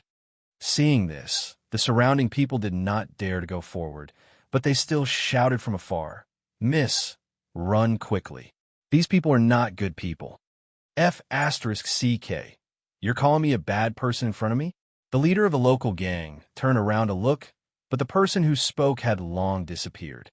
The local hooligan snorted. He turned around and brushed his hair at Gu Yundong. "Miss, don't listen to their nonsense. We're all good people." Yes. We're all good people."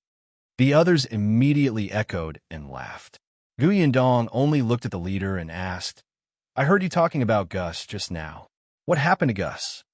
Gus was indeed her shop in Fengkai County. The shop here had not been renovated and the plaque was still being made. Therefore, the Gus that these people mentioned should be from the county. The head laughed even more wildly when he heard that. "Oh, so you heard what we said. Oh, all right. You seen our own Gus, right? I heard that the shop we saw that day was also called Gus, right?" Gu Yundong narrowed her eyes. "You really know? Why? Did you ask about us? What did you find out?" Gu Yundong felt that with the current inconvenient traffic, even if they investigated, they would only be able to find a limited amount. The leader chuckled and touched his chin. "You want to know? Sure, he'll tell you. However, I can't do it for nothing. You have to give me some face, right?" As they spoke, a few local hooligans had already come forward and blocked Gu Yundong's path. Tong Shueitao had never seen these local hooligans, but from their conversation, she could tell that they did not come with good intentions. Hence, she raised her chin slightly and naturally stood in front of Gu Yundong. She asked, "What do you want? Do you want silver?" "Silver? Of course I want it, but it's not enough." The local hooligans laughed. "Your carriage is not bad. You are not bad either." The few of them surrounded them in the middle. Tong Shueitao frowned. "Could it be that you dare to rob us in broad daylight? You probably don't know that this area is our territory. Even if you're robbed, no one will dare to speak, understand?" Not only did he want to rob, but he also wanted to take revenge. After capturing these two women, he could threaten the man who had beaten him to come knocking on his door. If you find any errors, ads pop up, ads redirect, broken links, non-standard content, etc., please let us know report so we can fix it as soon as possible.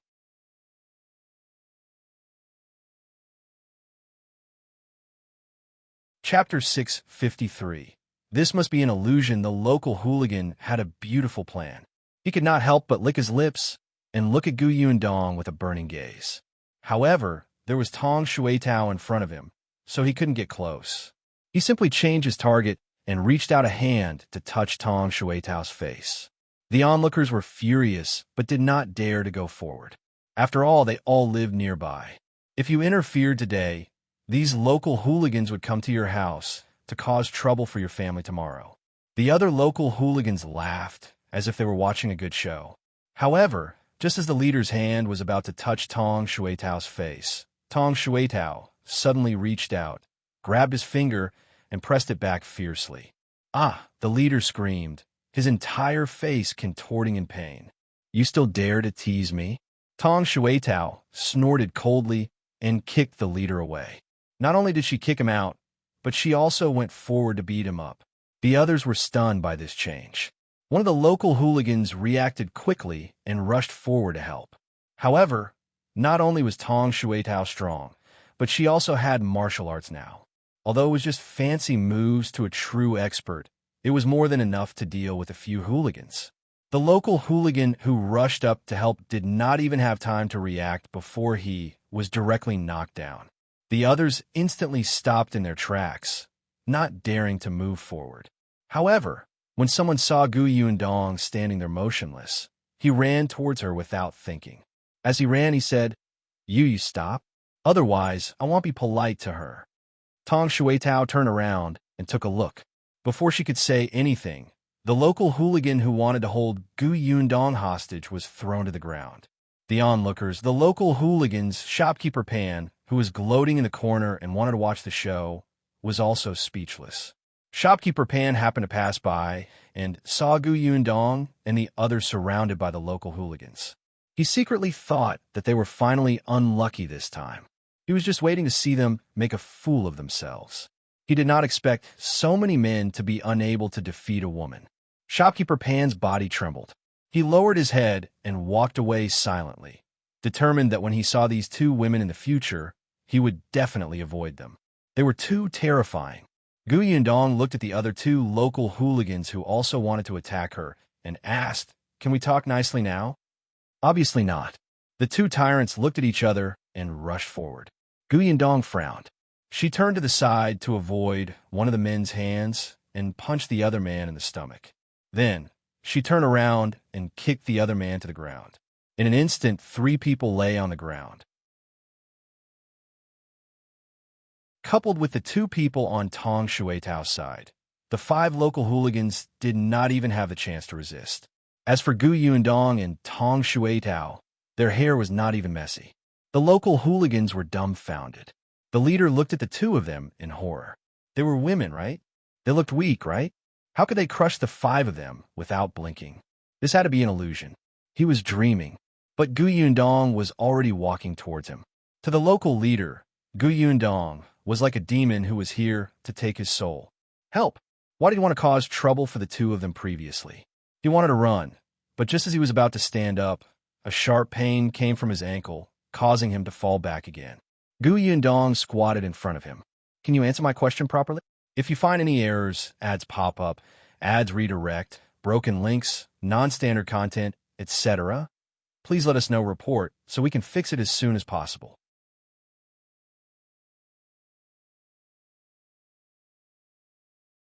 Chapter 654. The Zhou family's plan. These people were just asking for a beating. They had to suffer a beating before they were willing to cooperate obediently. It was unknown if they were fond of being physically abused. As expected, the boss nodded hurriedly. "Please ask. Since you guys went to Gus, what did you find out?" The boss swallowed his saliva. His answer was exceptionally concise. "We didn't ask around. It was Steward Zhou from the Zhou mansion who told us about Miss Family." As he spoke, he looked at her carefully. Steward Zhou said that Miss Family only came from a small county city below. She doesn't have any status or background. She opened a shop in the county city called Gus. Now that her business has expanded, she plans to open a shop in the Prefectural city. Apart from these, is there anything else? The boss hurriedly shook his head. "No, Steward Zhou only said that Miss doesn't have any backing." This was enough. Moreover, in just a few days, the information he could obtain was really limited.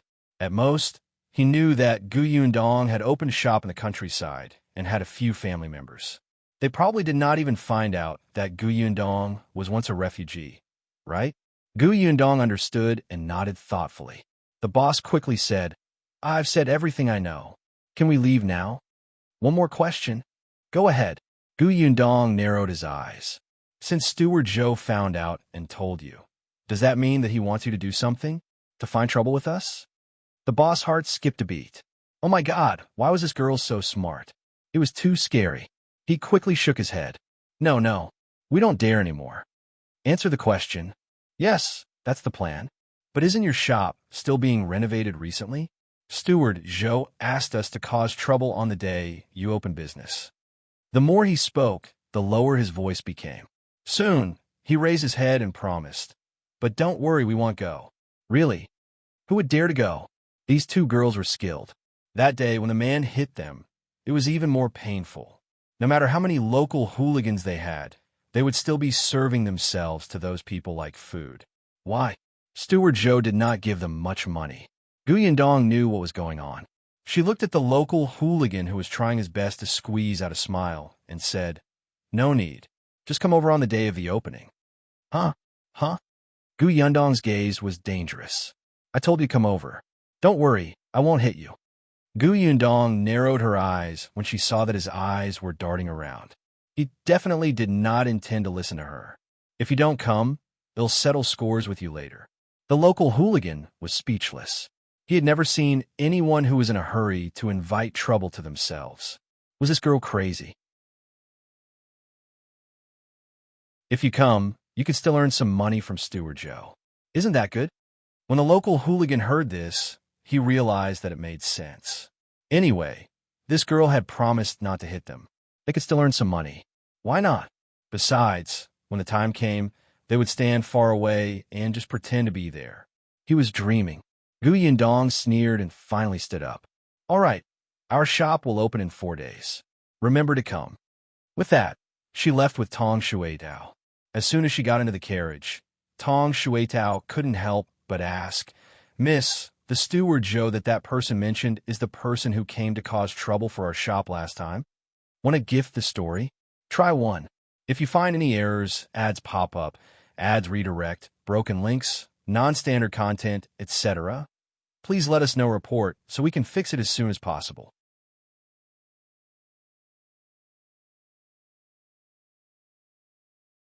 Chapter 655.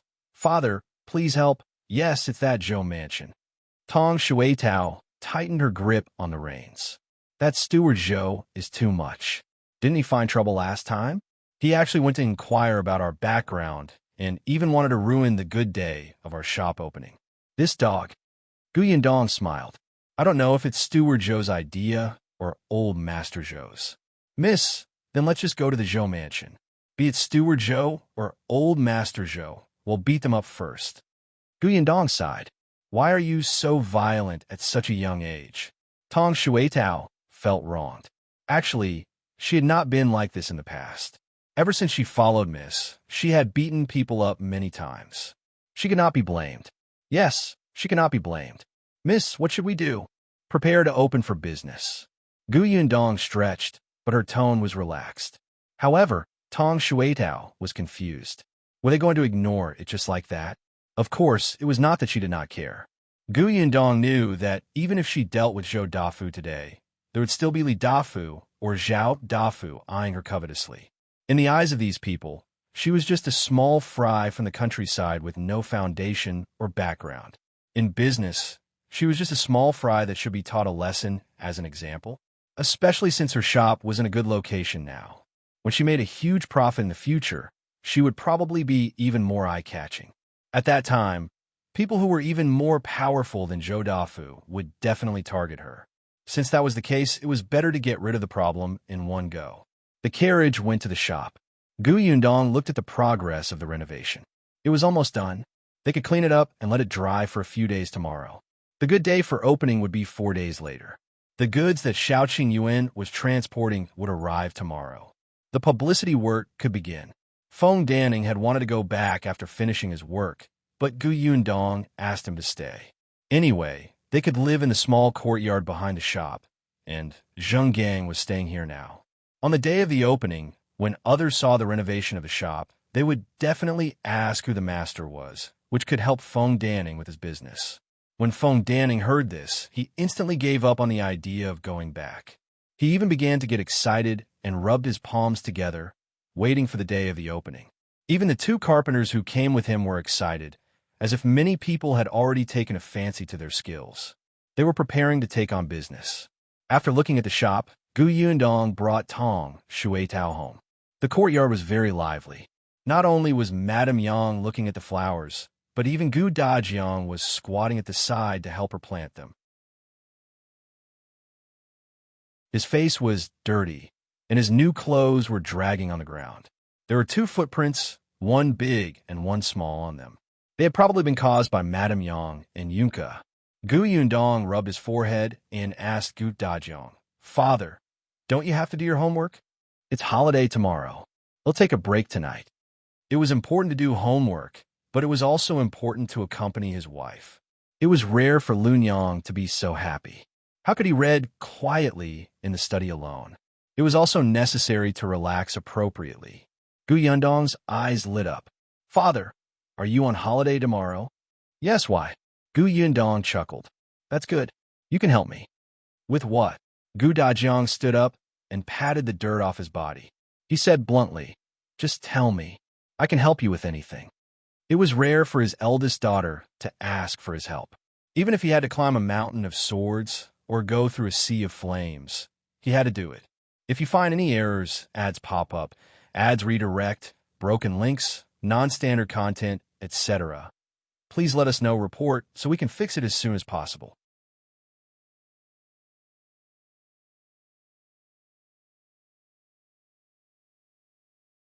Chapter 656.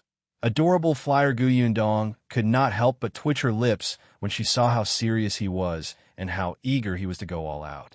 Actually, it was not that difficult. It just took some time. The next day, Gu Yundong woke up early and handed a piece of paper to Gu Dajiang. "Father, isn't the shop about to open? After all, this is the first shop we've established in the Prefectural city. No matter what, we have to advertise it, right? That's why I specially drew a flyer yesterday. Look, you happen to be on holiday today. Help me draw a few more. Is this what you want me to help with?"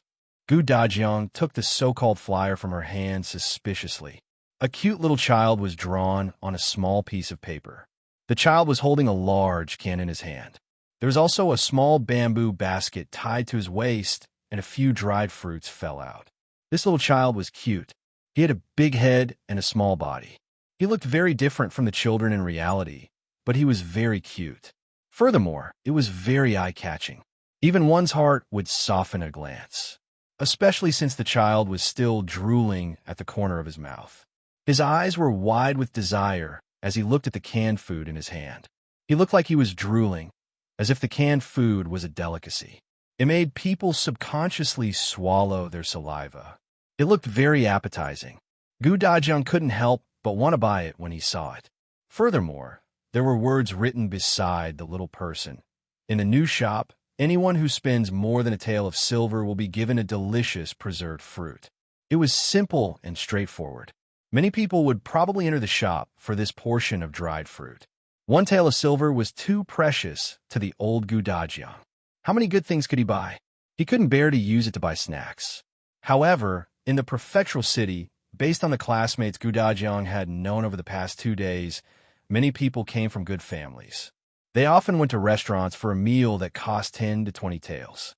Moreover, he had also heard many people discussing the canned food they had bought at Jinxiu restaurant. To these students, this thing had actually become one of the signs proving if they had connections. There was also an address written under the flyer. Although many people might not know how to read, it was fine as long as they could understand the picture. If they did not know how to read, they could ask others. Gu Dajiang felt that his daughter was really smart to think of such publicity. He immediately nodded and said, "All right, leave it to me. He'll draw as many as you want." I think that most people in the prefecture capital are certain that the canned food in Jinxiu restaurant is the most authentic.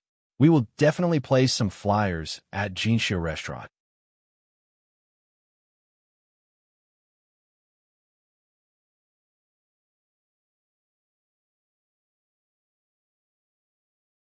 Chapter 657. Simply a tragedy. Although Aunt Ku had been coming to the Gu residence every day for the past few days, she would still return to her own courtyard at night. When Gu Yundong came out, she had just put down the basket in her hand. There were some dates in the basket. They were bright red and looked very sweet. Aunt Ku handed the basket to Madame Niu. When she looked up and saw Gu Yundong looking at her, she raised her eyebrows. "What's the matter? Are you looking for me? Aunt is still so smart. Don't flatter me." Aunt Ku glanced at her from the corner of her eye, then stroked little Young's head. She stuffed a date into her mouth. After hearing the girl sweetly call her aunt, she retracted her hand in satisfaction and said to Gu Yundong, "Speak." Gu Yundong led her inside. As they walked, she told her what happened yesterday. After Aunt Ku heard this, she asked, "You want me to go to the Nief family to find someone to support you?"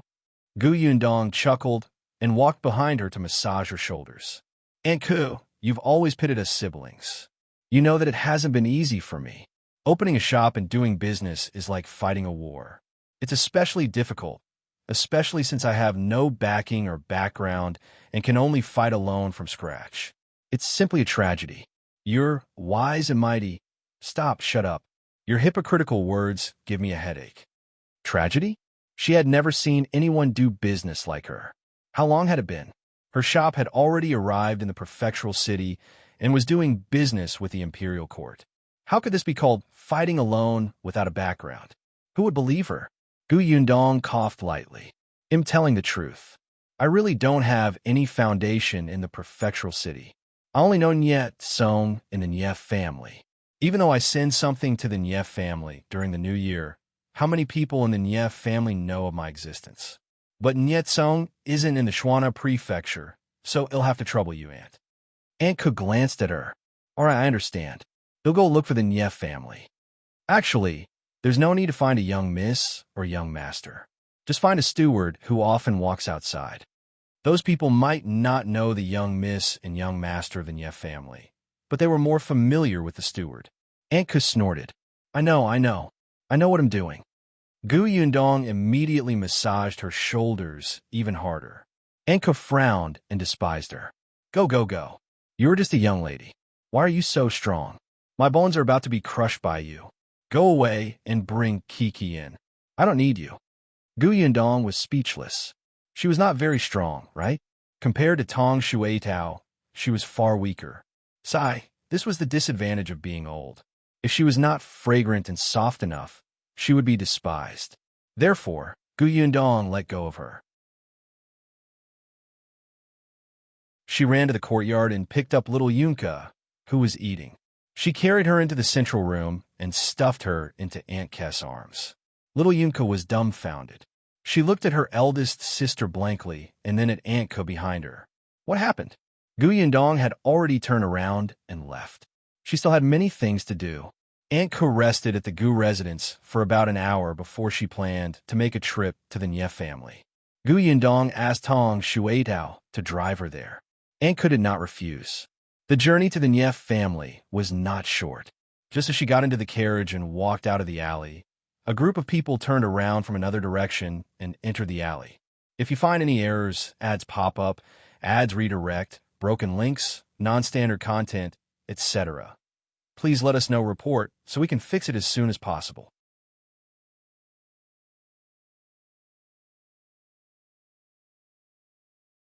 Chapter 658. A large group. Aunt Ku only vaguely heard a commotion behind her and lifted the curtain to take a look. She didn't care and only told Tong Shueitao to speed up. Tong Shueitao responded. They happened to reach the wide road. She shook the reins and the horse broke into a trot. Unexpectedly, after running for a few steps, another carriage rushed over from the opposite side. The two carriages almost collided. Fortunately, Tong Shueitao was sharp and quick-witted. The other party was also an experienced driver. At the same time, they turned their horses to the left and right separately, narrowly avoiding a collision. However, when they brushed past each other, Tong Shuitao, saw the other party's appearance clearly. She hurriedly grabbed the reins and stopped the carriage with a whoosh. The other party also saw her and stopped. Aunt Ku, who was in the carriage, had just accidentally bumped into the ceiling and had just sat down. Just as she lifted the curtain of the carriage, she heard a familiar and irritable voice coming from the other party's carriage. "What's going on? You can't even drive the carriage steadily. Tell me, what's the use of you? Do you know that I hit my head just now and almost disfigured myself?" Aunt Ku immediately smiled. Young Master Lu is still so energetic. The other party was stunned for a moment. Soon, the curtain of the carriage was lifted, and Lu Weiss' big head suddenly popped out. There was still a grimace on his face. When he saw that it was Aunt Ku, he immediately smiled. "Aunt, where are you going?" "I'm going to do something. Are you here to look for Yundong and Qingyuan?" "Who else?" Lu Wei snorted coldly and was a little dissatisfied. "Do you think they're not kind enough? I'm such a good friend with them, but they actually came to the prefectural city to open a shop without telling me. If our shopkeeper hadn't sent me a letter, I wouldn't have known. I have to settle the score with them. All of them are inhumane." Aunt Ku actually nodded in agreement. "Indeed, then go.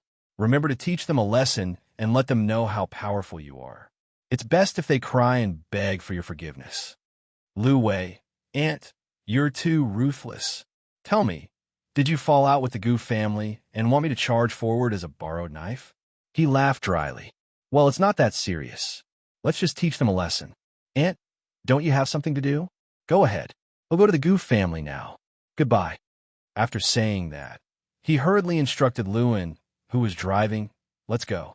Aunt Ku looked at the departing carriage and shook her head. "Coward Lu, you're the young master of the Lu family after all. Can you have some backbone? Even if you're angry, you have to look angry, right?" Lu Wei only heaved a sigh of relief after walking for a long time. The carriage slowed as they entered the alley. However, because of this, he could clearly hear the conversation of the people by the roadside in the alley. "Did you see that? A large group of people went in just now. I heard that they went to look for Gu Dajiang. Who do you think they are?" "How would I know? They don't look friendly. They're most likely here to cause trouble." "No way. The Gu family has only moved in for a few days. Why would they provoke so many people? Why not? We don't even know the background of the Gu family. How would we know who they've offended?" "That's true. I heard that the Gu family came from Fengkai County. They might not be familiar with this prefectural city and have offended some rich and powerful family." When Lu Wei heard this, he panicked and hurriedly called Lewin, "Quick, quick, quick. Hurry up and go to the Gu residence to take a look. If you find any errors, ads pop up, ads redirect, broken links, non-standard content, etc., please let us know report so we can fix it as soon as possible."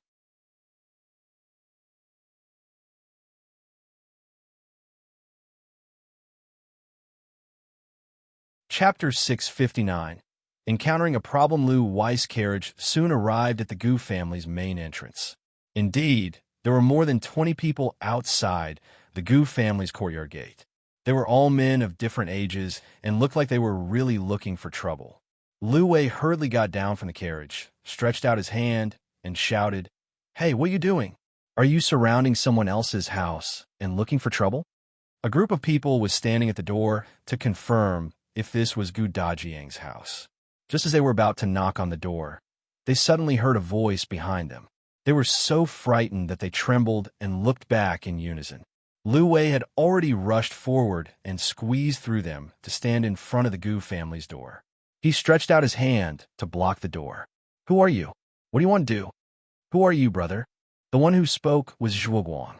He couldn't help but frown when he saw how protective Lu Wei was. This group of people were the students of the Tianhai Academy.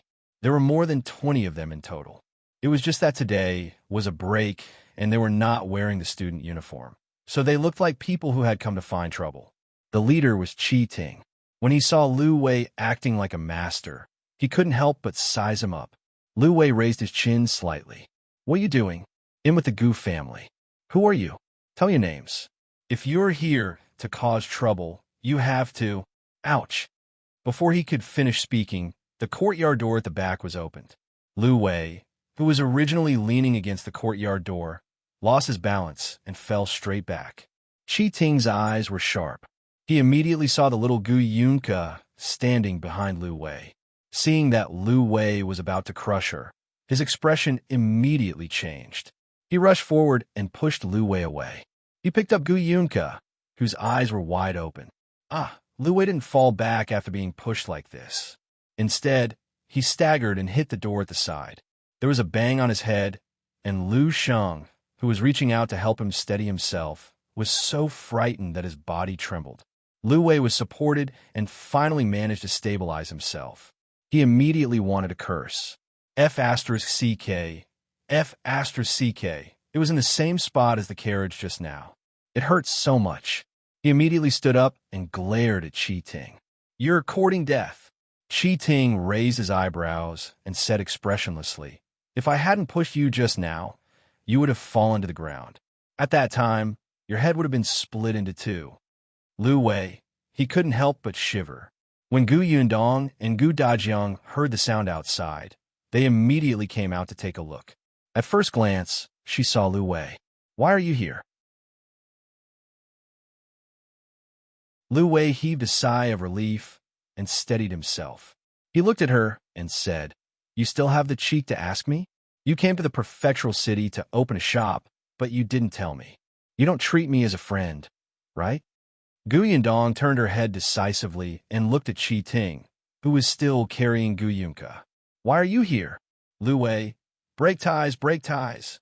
Qi Ting put down the little girl, coughed lightly, and said, "I just came to take a look." "We also came to take a look." Voices suddenly came from the door. Gu Yundong was shocked. She looked over and realized that there were more than 20 students standing outside the courtyard. A few of them looked especially familiar. Gu Dajiang hurriedly walked over and warmly welcomed all his classmates in. Lu Wei felt like he had been dealt a critical blow. He looked at Gu Yundong bitterly.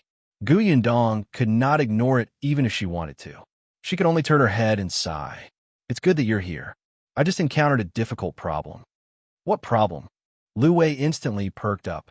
"If you find any errors, ads pop up, ads redirect, broken links, non-standard content, etc., please let us know report so we can fix it as soon as possible."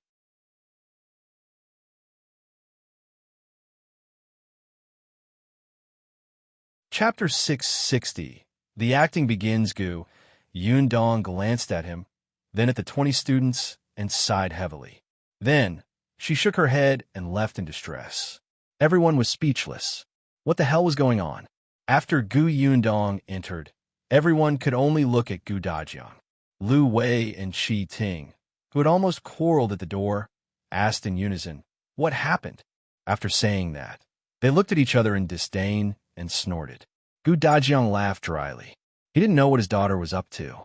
He had been chatting happily with Yundong just now and didn't find anything difficult, other than those flyers being too many, huh? No way. Gu Dajiang looked at the students present and somewhat understood what Yundong was up to. "Uncle Gu, tell us. I will definitely help if I can." Lu Wei was anxious. "Is there not enough money to open the shop? Or is someone bullying you?" No. Gu Dajiang quickly waved his hand. "Anyway, everyone, come in and have a cup of tea. Don't stand outside." As he spoke, he asked Lu Sheng to bring everyone inside and asked, "By the way, why are you all here today? Is there anything?" He was asking the 20-odd classmates. Lu Wei had already run in to look for Gu Yundong. He was on good terms with Gu Yundong and went to ask her directly.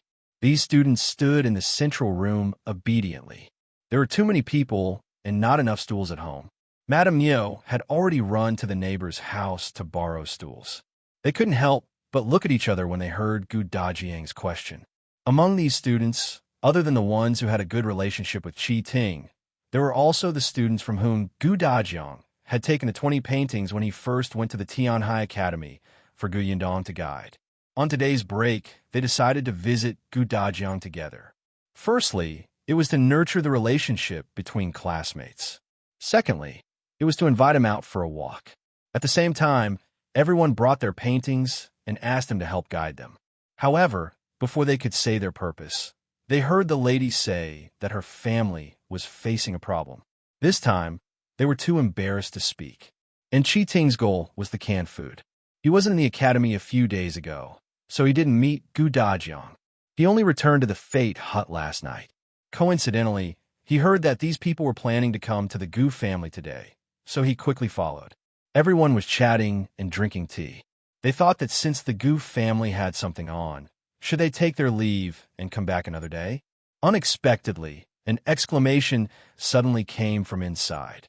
"What did you say?" It was Lu Wei's voice. Everyone could not help but look in the direction of the study. Gu Dajiang quickly apologized to everyone. "Everyone, take a seat. I'll go take a look." After saying that, he immediately walked towards the study. Chi Ting couldn't sit still and simply followed behind. Seeing this, the others looked at each other and walked towards the study one after another. As soon as they got closer, they heard Lu Wei's voice. "You have to draw so many, just you and Uncle Gu? It's only 3 days. Can you make it in time?" Gu Yundong sighed. "I had no choice.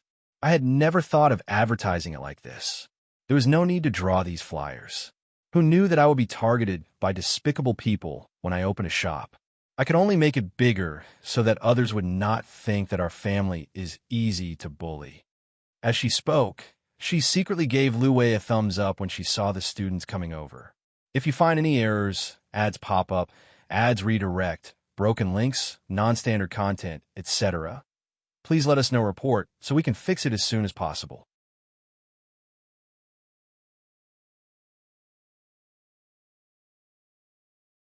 Chapter 659. Encountering a problem. Lu Wei's carriage soon arrived at the Gu family's main entrance. Indeed, there were more than 20 people outside the Gu family's courtyard gate. They were all men of different ages and looked like they were really looking for trouble. Lu Wei hurriedly got down from the carriage, stretched out his hand, and shouted, "Hey, what are you doing?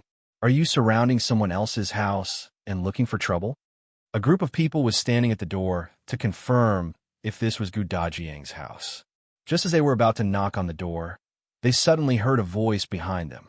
They were so frightened that they trembled and looked back in unison. Lu Wei had already rushed forward and squeezed through them to stand in front of the Gu family's door. He stretched out his hand to block the door. "Who are you? What do you want to do?" "Who are you, brother?" The one who spoke was Zhou. He couldn't help but frown when he saw how protective Lu Wei was. This group of people were the students of the Tianhai Academy. There were more than 20 of them in total. It was just that today was a break and they were not wearing the student uniform, so they looked like people who had come to find trouble. The leader was Chi Ting. When he saw Lu Wei acting like a master, he couldn't help but size him up. Lu Wei raised his chin slightly. "What are you doing? In with the Gu family. Who are you? Tell me your names. If you're here to cause trouble, you have to—" Ouch! Before he could finish speaking, the courtyard door at the back was opened. Lu Wei, who was originally leaning against the courtyard door, lost his balance and fell straight back. Chi Ting's eyes were sharp. He immediately saw the little Gu Yunka standing behind Lu Wei. Seeing that Lu Wei was about to crush her, his expression immediately changed. He rushed forward and pushed Lu Wei away. He picked up Gu Yunka, whose eyes were wide open. Lu Wei didn't fall back after being pushed like this. Instead, he staggered and hit the door at the side. There was a bang on his head, and Lu Sheng, who was reaching out to help him steady himself, was so frightened that his body trembled. Lu Wei was supported and finally managed to stabilize himself. He immediately wanted to curse. F***CK, F***CK. It was in the same spot as the carriage just now. It hurt so much. He immediately stood up and glared at Chi Ting. "You're courting death." Chi Ting raised his eyebrows and said expressionlessly, "If I hadn't pushed you just now, you would have fallen to the ground. At that time, your head would have been split into two." Lu Wei, he couldn't help but shiver. When Gu Yundong and Gu Dajiang heard the sound outside, they immediately came out to take a look. At first glance, she saw Lu Wei. "Why are you here?" Lu Wei heaved a sigh of relief and steadied himself. He looked at her and said, "You still have the cheek to ask me? You came to the Prefectural city to open a shop, but you didn't tell me. You don't treat me as a friend, right? Gu Yundong turned her head decisively and looked at Qi Ting, who was still carrying Gu Yunka. Why are you here? Lu Wei, break ties, break ties. Qi Ting put down the little girl, coughed lightly, and said, I just came to take a look. We also came to take a look. Voices suddenly came from the door. Gu Yundong was shocked. She looked over and realized that there were more than 20 students standing outside the courtyard. A few of them looked especially familiar. Gu Dajiang hurriedly walked over and warmly welcomed all his classmates in. Lu Wei felt like he had been dealt a critical blow. He looked at Gu Yundong bitterly. Gu Yundong could not ignore it even if she wanted to. She could only turn her head and sigh. It's good that you're here. I just encountered a difficult problem. What problem? Lu Wei instantly perked up. If you find any errors, ads pop up, ads redirect, broken links, non-standard content, etc., please let us know report so we can fix it as soon as possible.